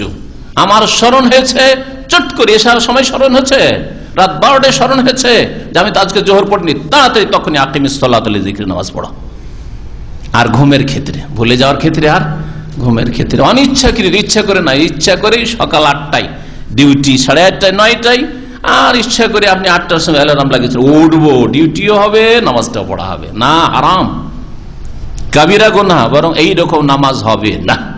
শুনে রাখেন, ইবনে তাইমিয়া রাহমাতুল্লাহ আলাইহি, বড় মুহাক্কিক গবেষক, বলছেন কোন ব্যক্তি ইচ্ছা করে যদি ওয়াক্ত পার করে দেয় তাহলে সেই নামাজ আর কবুল হবে না, কাজা করল, সে কুফরি করেছে, সুতরাং তার তওবা করা ছাড়া আর কোনো রাস্তা নেই, অনুতপ্ত হওয়া, তওবা করা ছাড়া কোনো রাস্তা আর কবুল হবে না, ইচ্ছা করে। তার ইচ্ছা করে কেউ যদি শুয়ে থেকে ইচ্ছা করে সময় পার করে, আজকে খেলাটা দেখে নি, আজকে এই কাজটা সেরে নি, হিসাব নিকাশ সেরে নি, অমুকের কাছে একটা কাজ আছে, কাজটা সেরে নি, পরে নামাজটা পড়ে নেবো, আর নামাজের অক্ত পার করে দেওয়া মানে যেমন আসর নামাজ সূর্য ডুবিয়ে দিলাম, এশার নামাজ রাত 11-12টায় পড়ছে, অর্ধেক রাত 11টা 11টার মধ্যে হয়ে যাবে, তার আগেও হয়ে যাবে অনেক সময়। ফজর নামাজ সূর্য উঠিয়ে দিল, ইচ্ছা করে যদি করে তাহলে সেই নামাজ কবুল হবে না, কারণ আল্লাহ পাক সময়ের সময় শুরু এবং শেষ নির্ধারণ করেছেন, আপনার মনের উপর ছেড়ে দেননি, মনের পূজারী আপনি। নবী মুহাম্মদ রাসূলুল্লাহ সাল্লাল্লাহু আলাইহি ওয়াসাল্লাম বলেছেন এইরকম লোকদের ক্ষেত্রে, মান্নামা আন সালাতিন আও নাসিয়াহা, কোন ব্যক্তি যদি নামাজের সময় অনিচ্ছাকৃত ঘুমিয়ে থেকে যায়, নামা আন সালাতিন আও নাসিয়া, অথবা ভুলে যায়, নামাজ ভুলে গেছে, ফালিয়ুসাল্লিহা ইযা যাকারাহা, যখনই নামাজটা স্মরণ আসবে, যারে নামাজ তো পড়িনি, অথবা যখনই ঘুম ভাঙবে সেই সময় নামাজ পড়ে নেবে, ফাইন্না যালিকা ওয়াক্তুহা, এই নামাজটা যেটা অনিচ্ছাকৃত ঘুমিয়ে থেকে যাওয়া অবস্থায় চলে গেছে, যখনই জাগলো সেটাই হচ্ছে তার টাইম, ফাইন্না যালিকা ওয়াক্তুহা। কত সুন্দর কথা, কারণ নিরুপায়, আপনি ইচ্ছা করে আসলে ছাড়েননি, ঘুমই ভাঙেননি, চেষ্টা করেছেন। তার মানে চেষ্টা রাখতে হবে, অ্যালার্ম লাগিয়ে রাখতে হবে, সাথে বন্ধুদের বলে রাখতে হবে। তারপরেও কখন যে বন্ধ করেছে বলতেই পারবেন না, কখন অ্যালার্ম বন্ধ করেছেন হয়তো। এই জন্য হাতের নাগালে রাখবেন না, দূরে রাখবেন। অ্যালার্ম ঘড়ি অথবা মোবাইল একটু দূরে রাখবেন, উঠিয়ে দাঁড়িয়ে বন্ধ করতে হবে। আবার ফিরে এসে আচ্ছা একটু লম্বা হয়ে নি না, কখনো করবেন না এরকম। এইরকম যারা করে তাদেরই জামাত ছোট।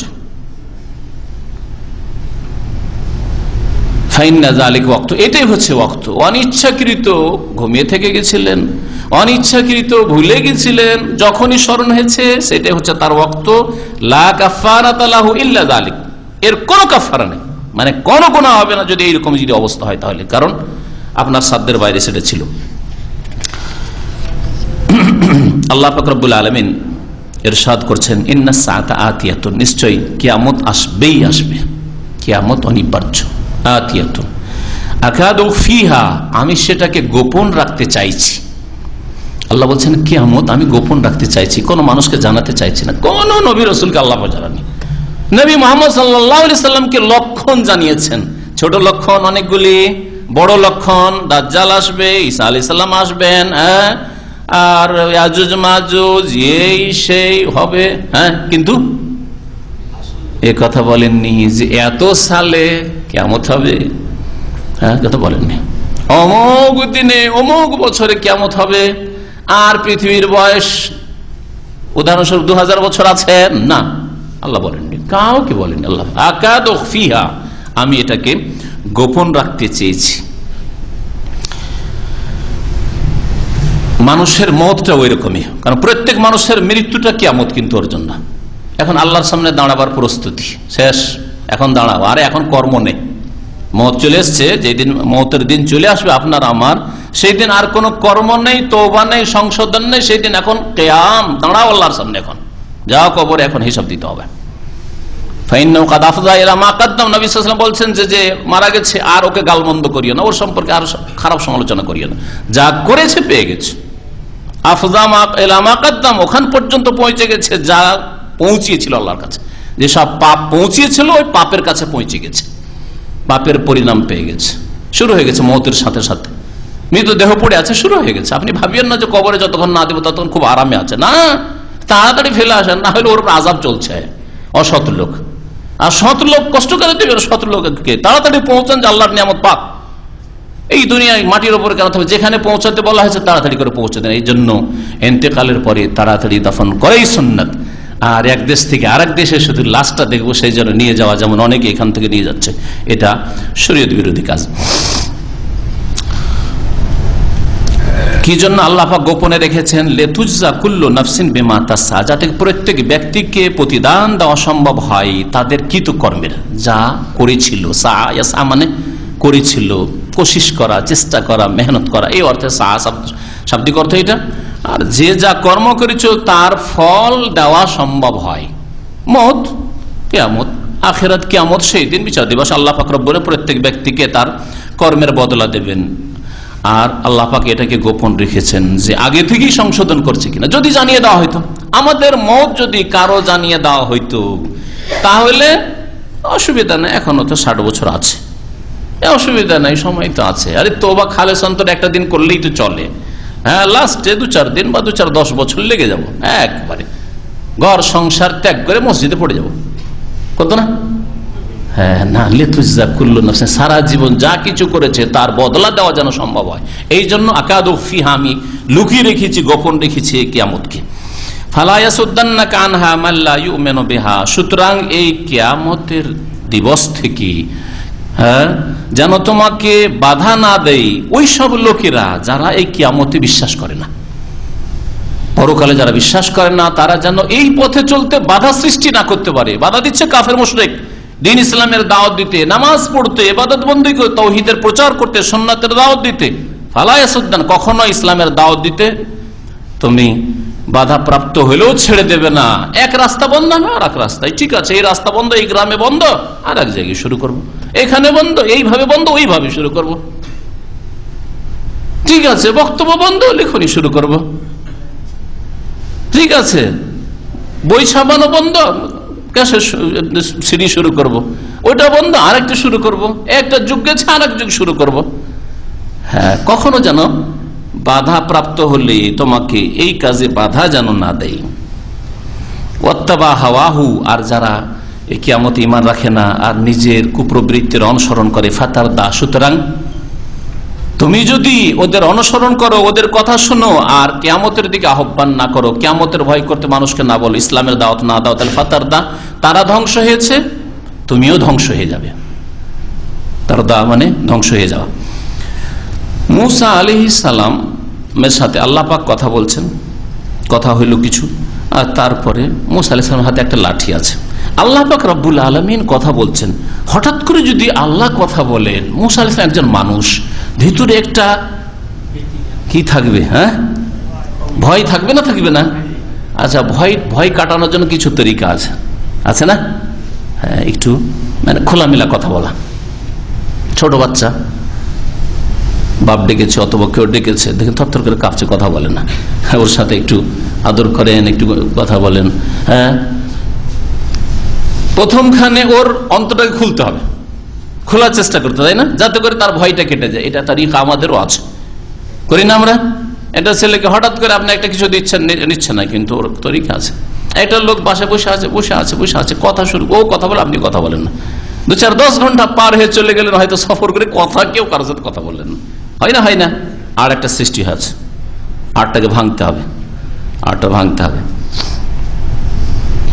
ওই আটটা ভাঙার জন্য দুইজনের একজনকে অবশ্যই এমন কোন কথা দিয়ে শুরু করতে হবে যেই কথাটা বললে তার জন্য এটা কষ্টকর না হয়, অপ্রীতিকর না হয়। ওকে হঠাৎ করে জিজ্ঞাসা করেন, কি বিবাহ শাদী হয়েছে? চলবে? সালাম আলাইকুম, বিবাহ শাদী হয়েছে? চলবে? এটা তো আমোদ ফুর্তির কথা না। তাহলে কি কথা দিয়ে শুরু করলে? সালাম আলাইকুম, কেমন আছেন? ভালো আছেন। হঠাৎ করে জিজ্ঞাসা, ভাই আপনি কি করেন? আমাদের সমাজে কিছু মূর্খ লোকেরা আছে, চাকরি করেন। ভাই কত টাকা বেতন আপনার? প্রথমখানে বিসমিল্লাহতে কত টাকা বেতন? এত অশিক্ষিত কিছু লোকের আছে, মূর্খ। হ্যাঁ, কার কি বেতন? আপনার ইনকাম কত? বিদেশে থাকেন। প্রথমখানে দেখা যাচ্ছে বিদেশে থাকেন, কত টাকা বেতন আপনার? একেবারে মূর্খ সমাজ, কিছু বুঝে না। এটা তরিকা নেই কথা বলার। সালাম আলাইকুম, কেমন আছেন? ভালো আছেন? ছেলে মেয়ে ভালো আছে? এই রাস্তা খুলছে এখন। কিছুক্ষণ পরে যদি জিজ্ঞেস করেন, তখন একবারে ও ফ্রি হয়েছে, আপনি ফ্রি হয়ে গেছেন। যদি বলেন যে কেমন কি ওখানে আপনার ইনকাম হয়, অপছন্দ করবে কি না? এমন সময় বলছেন যে সময় হয়তো অপছন্দ আর করবে না। যদিও কারো ব্যক্তিগত এইরকম জিনিসগুলো জিজ্ঞাসা করা ভালো নয়, জিজ্ঞেস করতে হয় না কাউকে, এটা অভদ্রদের কাজ। আপনার বেতন কত? আপনার ইনকাম কত? এই ধরনের কথা জিজ্ঞেস করতে হয় না। আল্লাহ পাক রব্বুল আলামিন সুবহানাল্লাহ মানুষকে বাক ভঙ্গিমা শেখাচ্ছেন। মুসা আলাইহিস সালামের হাতে লাঠি আছে, আল্লাহ কি দেখেন না? দেখছেন তো, তারপর কেন জিজ্ঞেস করছেন? এটাই ভয়টা দূর হোক। হ্যাঁ, এখন কথা বলতে শুরু করবে। তাহলে ওমা তিলকা বিয়ামিনিকা ইয়া মুসা, মুসা তোমার ডান হাতে কি ওটা? আল্লাহ বলছেন, জি হ্যাঁ, ছোট বাচ্চার সাথে কথা বললে এরকম করে, এটা কি তোমার? দেখতে পাচ্ছেন তো আপনি, এটা কি খেলনা? ওমা তিলকা বিয়ামিনিকা ইয়া মুসা, হে মুসা তোমার ডান হাতে এটা কি? কালা, তখন মুসা আলাইহিস সালাম বলছেন, এই সুযোগ কথা বলার সুযোগ হয়েছে। উত্তর তো এতটাই যথেষ্ট ছিল, হে আসা, এটা আমার লাঠি। হয়েছে না হয়নি? উত্তর ফুল উত্তর হয়ে গেছে। কিন্তু না, আল্লাহ পাক রব্বুল আলামিনের সাথে অন্তরে যে এত মহব্বত আর এত কথা বলার কামনা, এই সুযোগ পেয়েছি, কি জানি হয়তো এটাই কথা বন্ধ হয়ে যায় না, কথা বলতে সুযোগ যখন পেয়েছি, যা বলার বলিনি দিল খুলে, তাই না? এই বলতে শুরু করলেন। মহব্বতের পরিচয়। অনেক সময় মহব্বত করলে ভালোবাসি, কিন্তু কথা বলতে ভয় লাগে। ছেলে বাপকে ভালোবাসে, কিন্তু কথা বলতে ভয় লাগে। আব্বা নিজেই যখন কথা বলা শুরু করেছে, এই সুযোগ পেয়েছি, এই সুযোগে একটা কথা জিজ্ঞেস করেছিল, আরেকটা কথা বলার পরে আব্বা বাজার লাগবে, কিছু কেনা লাগবে, হ্যাঁ শুরু করে দিলে আরো 2-4টা কথা, এই লাগবে সেই লাগবে, আমার কাপড় লাগবে, ঠিক না? সুবহানাল্লাহ। আল্লাহ পাক রব্বুল আলামিনের জবাবে মুসা আলাইহিস সালাম বলছেন যে এটা আমার লাঠি, আতাওয়াক্কাউ আলাইহা, এর উপর আমি ভর দিই। ইবাদত বন্দেগী দীর্ঘক্ষণ দাঁড়িয়ে যখন কিয়াম করি, ভর দিই, লাঠিতে ভর দিয়ে ইবাদত বন্দেগী করি। আরো ভর দেওয়ার প্রয়োজন হলে ভর দিই। আরো কি করি? আহুস্য বিহা আলা গানামি, আর আমার মেষ বা আমার ছাগল যে রয়েছে, ছাগলের পাল, এসবের ওপর আমি গাছের পাতা পেড়ে দিই, এইসব দিয়ে গাছের পাতা পেড়ে দিই। আপনার গাছের পাতা পাড়া বলেন না ঝাড়া বলেন? হ্যাঁ, পাড়া। হ্যাঁ, জি হ্যাঁ। মারলেন গাছের পাতায় আর পাতা ঝরে পড়ল, পাতা ঝরিয়ে দিই। ওয়ালিয়া ফিহা মাআরিব উখরা, শুধু তাই নয়, এতে আমার এছাড়াও বহু কাজ রয়েছে, এতে আমার বহু কাজ রয়েছে। কি কাজ রয়েছে? মুসা আলাইহিস সালাম বলেননি, আল্লাহ উল্লেখ করেনি, সুতরাং আমাদের নীরব থাকা উচিত। কিন্তু বিদআতপন্থীরা এখন এক একটা করে তিলকে তাল করেছে, তাহলে এটা দিয়ে এই লাঠি দিয়ে এই হইতো, এই হতো, এই হতো, এই হতো, এই হতো, সব মিথ্যা কথা এগুলো, কোথাও না, কোনো হাদিসে নেই। আল্লাহ পাক বললেন যে দেখো আর একটা কাজ করে তোমার মুজিজা বানিয়ে দিচ্ছি, তোমার হাতের এই লাঠিকে আমি আজকে অলৌকিক জিনিস বানিয়ে দিচ্ছি। তাহলে আলকাহা ইয়া মুসা, মুসা এই লাঠিকে তুমি নিক্ষেপ করো। ফালকাহা, তখন লাঠিকে নিক্ষেপ করলো। ফাইযা হিয়া হাইয়াতুন তাসআ, তখন হঠাৎ করে সেই লাঠিটি একটি সাপ হয়ে ছুটাছুটি করতে শুরু করলো। হাইয়াতুন মানে সাপ, আর তাসআ সায়াসা মানে ছুটাছুটি করা শুরু করলো, দৌড় দিতে শুরু করলো, সাপ যেমন করে একেবারে সাপ হয়ে গেছে। মুসা আলাইহিস সালাম তো ভয় পেয়েছেন, আল্লাহ এখানে সংক্ষেপ করে দিয়েছেন। মুসা আলাইহিস সালাম পালাইতে শুরু করেছে, এমন পালাইছেন যে একটু ঘুরেও দেখেন না, কিন্তু এখানে উল্লেখ করা হয়নি, অন্য আয়াতে এসব উল্লেখ করা হয়েছে। আল্লাহ পাক বলছেন কালা খুযহা, এখন ধরে ফেলো। সাপের গায়ে হাত দিতে আল্লাহ বলছেন ধরে ফেলো, খুযহা, যখন ধরবেন তখন তো সাপ বলি ধরতেন, তাই না? সাপ বলি ধরা সাহস, সাপকে ধরতে পারবেন? জি। কালা খুযহা, ধরে ফেলো ওকে। ওয়ালা তাখাফ, আর ভয় করিও না। সানুঈদুহা সিরাতাল উলা, শীঘ্রই আমি এই লাঠিটিকে তার আপন রূপে, প্রথম রূপ, উলা প্রথম রূপে আমি ফিরিয়ে দেব। সিরাতের শাব্দিক অর্থ হয় মানুষের চরিত্র, ভিতরের গুণগুলি, আর সুরাত মানে হচ্ছে বাইরের গুণগুলি, হ্যাঁ, শরীরের যে অবয়ব, হ্যাঁ, দৈহিক গঠন। এই সিরাত বলে এখানে সুরতকে উদ্দেশ্য করা হয়েছে। এই লাঠিকে তার আপন রূপে ফিরিয়ে দেব, হ্যাঁ, বা আপন গুণে ফিরিয়ে দেব। লাঠি ছিল, লাঠিতে ফিরিয়ে দেবো আমি তাকে। এটাতে একটা হয়ে গেল মুজিজা। মুসা আলাইহিস সালামকে আল্লাহ পাক 9টি মুজিজা দিয়েছেন, বড় বড় মুজিজা। মুজিজা নবীদের নবী রসুল হওয়ার দলিল প্রমাণ, যাতে করে কাফের মুশরিক শত্রুরা মানতে বাধ্য হয় যে সাধারণ মানুষ না, মানুষ কিন্তু সাধারণ মানুষ না, আল্লাহ প্রদত্ত শক্তি, তাকে আল্লাহ তাকে পাঠিয়েছেন। আর মুজিজা নবীদের ক্ষমতায় থাকে না, আল্লাহর ক্ষমতার বহিঃপ্রকাশ ঘটে। আল্লাহ পাক রব্বুল আলামিন তার কুদরতকে প্রকাশ করেন নবীদের হাতে হয়তো, কিন্তু নবীদের সামান্যতম কোনো ক্ষমতা থাকে না। কখনো কখনো নবীরা জানতে পারেন যে আল্লাহ এটা আমার হাতে করতে যাচ্ছেন, আর কখনো ওটা ঘটার পূর্বে 1 মিনিট আগেও কিছুই তিনি জানতেন না। যেমন এই ঘটনা প্রমাণ করে যে মুসা আলাইহিস সালামকে আল্লাহ ফেলতে বললেন, ফেলে দিন, আল্লাহর হুকুম হয়েছে, ওটা ইবাদত। ফেলতে বললেন, ফেলে দিলেন, কিন্তু জানেন না যে কি হবে। যদি জানতেন তাহলে পালাবেন কেন, তাই না? হঠাৎ করে সাপ দেখে পালাইতে শুরু করেছেন, তাহলে কিছুই জানতেন না তিনি। বেদাতিরা, হ্যাঁ, বেদাতিরা মুজিজা থেকে শুরু করে কেরামতে নিয়ে এসছে। আসল তো উদ্দেশ্য হচ্ছে ওলিদের, হ্যাঁ, পীর ভণ্ডদের কেরামত প্রমাণ করা। আর কেরামতের ফ্যাক্টরি তাদের ঘরে ঘরে ছড়াছড়ি। কেরামত একবার পীরের হাতে, অলির হাতে, যখন ইচ্ছা তখন দেখায়, যখন ইচ্ছা তখন দেখায়। এক পীর আর এক পীরের সাথে কম্পিটিশন, প্রতিযোগিতা চলে তাদের কেরামতের। সব ডাহা, মিথ্যা কথা এগুলো। সবচেয়ে বড় ওলি আউলিয়া আম্বিয়া রসুলগণ, আর তারপরে সাহাবাই কেরামগণ। শ্রেষ্ঠ রসুলের সঙ্গীগণ, সবচেয়ে বড় ওলি আম্বিয়া রসুলগণের পরে। আম্বিয়া রসুলগণ খোঁজ খবর রাখছেন না, আর হইলেও আল্লাহ পাকের কুদরতে হচ্ছে, তাদের কুদরতে হচ্ছে না। নবীর সাহাবাই কেরামদের মধ্যে শতকরা একজনের না, হাজারে একজনের কেরামতে এরকম দেখা যাচ্ছে।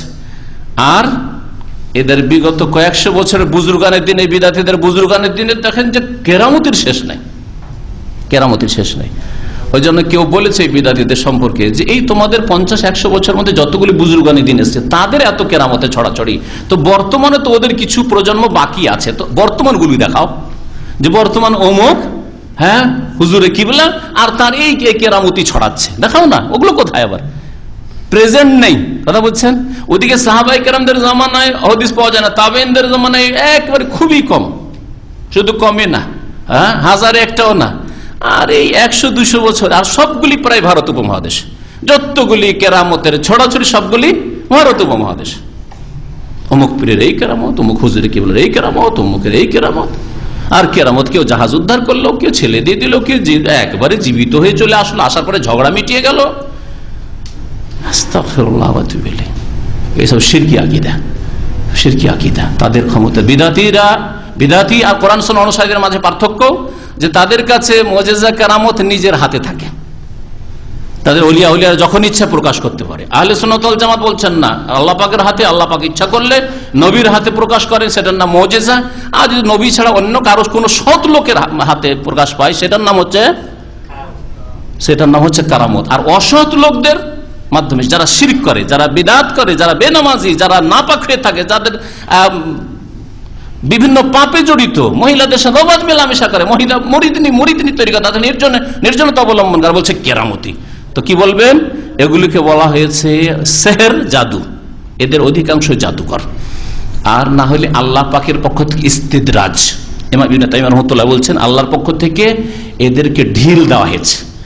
এই বড় মাছ জাহান্নামের, এই জাহান্নামে যেহেতু একে নিক্ষেপ করতে হবে, সুতরাং এই বড় মাছকে বনশিতে ধরলে ওকে খেলাইতে হয়, কিছুক্ষণ খেলিয়ে নিস্তেজ করতে হয়, ঠিক আছে ছাড়া আছে। তো এদেরকে আল্লাহ পাক ঢিল দিয়েছেন, অবসর দিয়েছেন, খুব শিরকুফরি করো আর শিরকুফরি প্রচার করো। আল্লাহ পাক রব্বুল আলামিন ইরশাদ করছেন যে ওয়াজমুম ইয়াদাকা ইলা জানাহিক, দ্বিতীয় মুজিজা মুসা আলাইহিস সালামের। হে মুসা, তুমি তোমার হাতকে তোমার বগলে নিয়ে আসো, বগলের সাথে মিলাও। দাম্মা ইয়াদুম্মু থেকে ওয়াজমুম, মানে দাম্মা ইয়াদুম মানে মিলানো। ওয়াজমুম ইয়াদাকা, তোমার হাতকে নিয়ে আসো, এলা জানাহিক, তোমার বগলে, মানে বগলের ভিতরে নিয়ে আসো। এইভাবে তাখরুজ বায়দা, সেটা উজ্জ্বল হয়ে বেরিয়ে আসবে উজ্জ্বল, বায়দা উজ্জ্বল হয়ে, শুভ্র হয়ে, মিন গায়রি সুইন, কিন্তু দোষ মুক্ত, কোনো রোগের কারণে নাই। সাদা অনেক সময় হয়, যেমন শ্বেত রোগ, শরীর সাদা হয়ে যায়, সেটা রোগ। আর তোমার হাত যে বেরিয়ে আসবে, এটা মিন গায়রি সুইন, কোনো ব্যাধি নাই, কোনো রোগ না, রোগমুক্ত হই, দোষমুক্ত হই। আয়াতান উখরা, এটা হচ্ছে দ্বিতীয় নিদর্শন, দ্বিতীয় মুজিজা। লেনুরিয়াকা মিন আয়াতিনাল কুবরা, যাতে করে আমি তোমাকে আমার বড় বড় নিদর্শন সমূহের কিছু দেখাই। আমার নিদর্শন কে? আল্লাহ কে বলছেন? আল্লাহ বলছেন এগুলি আমার নিদর্শন, তোমাকে দেখায়। এগুলি তোমার নিদর্শন নয়, তোমাকে আমি দিয়েছি। ইযহাবি ইলা ফিরআউনা ইন্নাহু তাগা, যাও ফিরআউনের কাছে, সে সীমা লঙ্ঘন করেছে। যখন ফিরআউনের কাছে যেতে বলে, সুবহানাল্লাহ, হুকুম হচ্ছে, এখন রাস্তাতে আছেন, মিশর পৌঁছেননি, মায়ের সাথে দেখাই হয়নি, পরিবার কোথায় রাখবো না রাখবো খবর না, এখন হুকুম যাও ফিরআউনের কাছে যাও। অথচ ফিরআউন হত্যা করার জন্য খোঁজ করো, কোথায় সে খুরি কোথায়? চলে এসছেন, 10 বছর কাটিয়ে যাচ্ছেন, ওই ফিরআউনের কাছে যেতে হবে। কি বুঝছেন? বাহ্যিক, সরাসরি গেলেই তো গলাটা কেটে নেবে, তাই না? কিন্তু আল্লাহ যদি রক্ষা হেফাজত করেন, তাহলে কেউ কিছু করতে পারবে না। আল্লাহর হুকুম স্পেশাল। আপনাকে বলা হচ্ছে না যে আপনি এইভাবে আপনি নিজেকে এরকম ঝুঁকিতে ফেলেন, কিন্তু আল্লাহ যদি হুকুম হয়ে থাকে যে এই কাজ করো, আপনি আপনার মেহনত করার পরে বাকি পরিণামটা আল্লাহর জন্য ছেড়ে দেন। আল্লাহর হুকুম হয়েছে, আল্লাহ যখন হুকুম হয়েছে, এই আর চিন্তা করার সময় নাই যে হাই আল্লাহ ওই জালেমের কাছে কি করে যাব, যে জালেম তো আমাকে তলাশ করছে।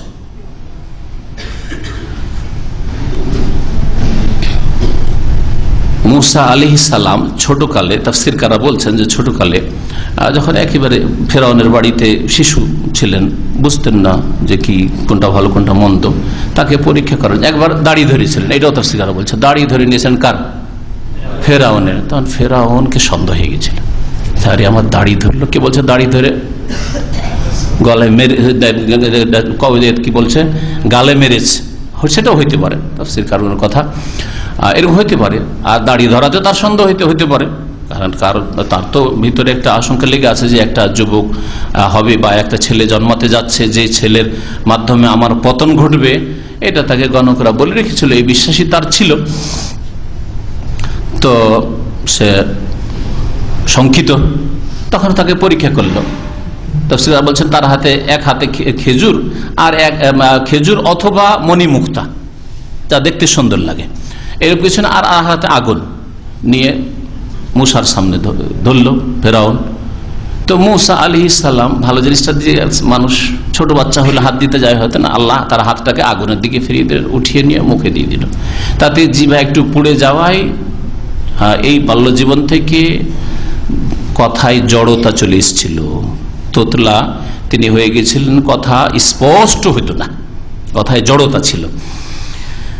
এই জড়তা নিয়ে এক, আর দ্বিতীয় অন্তরে ভয় যে আমাকে পেলেই তো খুন করবে। ফেরাউন তো তলাশ করছে মুসা, কেমন করে পৌঁছিব।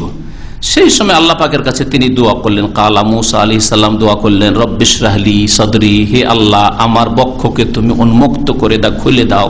ওয়ায়াসসিরলি আমরি, আমার কাজকে তুমি সহজ করে দাও। ওয়াহলুল উকদাতাম মিন লিসানি, আর আমার জিহ্বার জড়তা তুমি দূর করে দাও। ওয়াহলুল হাল্লা ইয়াহুল্লু মানে খুলে দেওয়া, তা আমার জিহ্বার যে জড়তা আছে সেটাকে তুমি খুলে দাও মানে দূর করে দাও। উকদাতুন মানে গিরা, গ্রন্থি, গিরা লাগা। তো জবান খুলছে না ভালো করে, স্পষ্ট হয়ে কথা বেরোচ্ছে না, স্পষ্ট হয়ে যাচ্ছে, যেন এটা একরকমের গিরা যেন জবানে। তো এটাকে বলা হয়েছে উকদা। এই জন্য আমার জবানের বা আমার জিহ্বার জড়তাকে তুমি দূর করে দাও। ইয়াফকাহু কওলি, যাতে করে লোকেরা আমার কথা বুঝতে পারে। আর একটি দোয়া করলেন, এই দোয়ার সাথে সাথে জবান তো হইল, যেমনই দোয়া করলেন আল্লাহ পাক দোয়া কবুল করলেন। ওয়াজআলনি ওয়াজিরা মিন আহলি, আমি একা যেতে তো ভয় করছি, তো আমার সাথে আমার পরিবার থেকে একজন আমার সহায়ক বানিয়ে দেন। আল্লাহ বানিয়ে দেন আমার পরিবারের একজন সদস্য সহায়ক, সে হচ্ছে হারুন আখি, যে আমার ভাই হারুন আলাইহিস সালাম। বয়সে তাফসীরকার বলছেন বড় ছিলেন মুসা আলাইহিস সালামের। উশদুদ বিহি আজরি, যার দ্বারা আমার কোমরকে মজবুত করে দেন। ও আশরে খুফি আমরি, আর আমার কাজে তাকে আমার অংশীদার বানিয়ে দেন। অংশীদার বানিয়ে দেন মানে আল্লাহর কাছে দোয়া করে, আল্লাহ তাকে এমনি আমার সাথে না দিয়ে তাকে কি করে দেন, নবী করে দেন। আমার কাজ হচ্ছে নবুয়ত, রেসালাত, রসুল, আর আমার এই রেসালাতে তাকে নবুয়তে শরীক করে দেন, মানে তাকেও নবী বানিয়ে দেন। কাই নুসাব্বিহাকা কাসীরা, যাতে করে বেশি বেশি তোমার আমরা তাসবিহ করতে পারি। ওয়া নাযকুরাকা কাসীরা, আর তোমার বেশি বেশি স্মরণ করি। আল্লাহ পাকের বেশি বেশি জিকির আজকার স্মরণ হচ্ছে, সকাল বিকালের জিকির আজকার করা সুন্নতি জিকির আজকার, প্রত্যেক 5 ওয়াক্ত নামাজের পরের জিকির আজকার গুলি। যখন আপনি শুইতে যাচ্ছেন, বিছানায় যাচ্ছেন তখনকার জিকির আজকার, যখন বিছানা থেকে উঠছেন তখনকার জিকির, তখনকার দোয়া, আর যখন বাড়ি থেকে বেরোচ্ছেন, বাড়িতে ঢুকছেন, এই যে জিকিরগুলি রয়েছে, বাথরুমে ঢুকছেন, বাথরুম থেকে বেরোচ্ছেন, এই সমস্ত জিকির আজকার যে বললাম সংক্ষেপে, এগুলি যদি কেউ করে তাহলে সেই ব্যক্তি যেন আল্লাহ পাকের অধিক জিকিরকারী।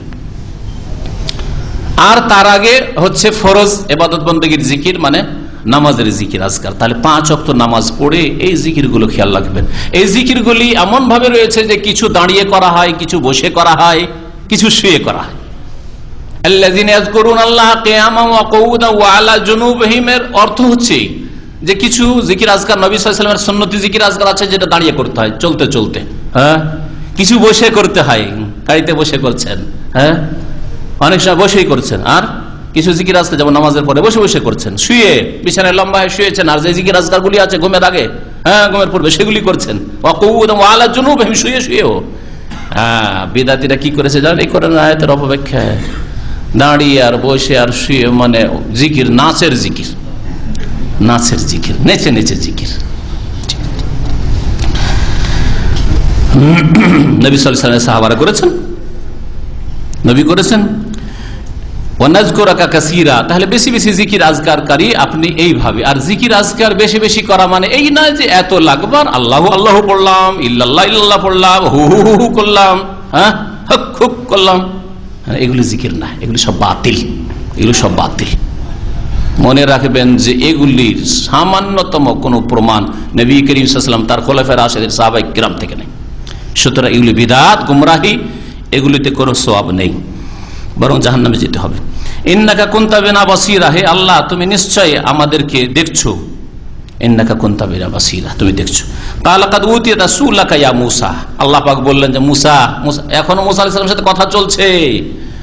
সেই জায়গায় তুয়া নামক স্থানে, যেখানে আল্লাহ পাক নবী করছেন, রসুল করছেন, তোমাকে দিয়ে দেওয়া হইলো তোমার সবগুলি, উদিতা সুলাকা, তোমার সবগুলি যাচ্ছা, সবগুলি তলব দিয়ে দেওয়া হইলো, যা তুমি চাইলে দিয়ে দেওয়া হলো হে মূসা।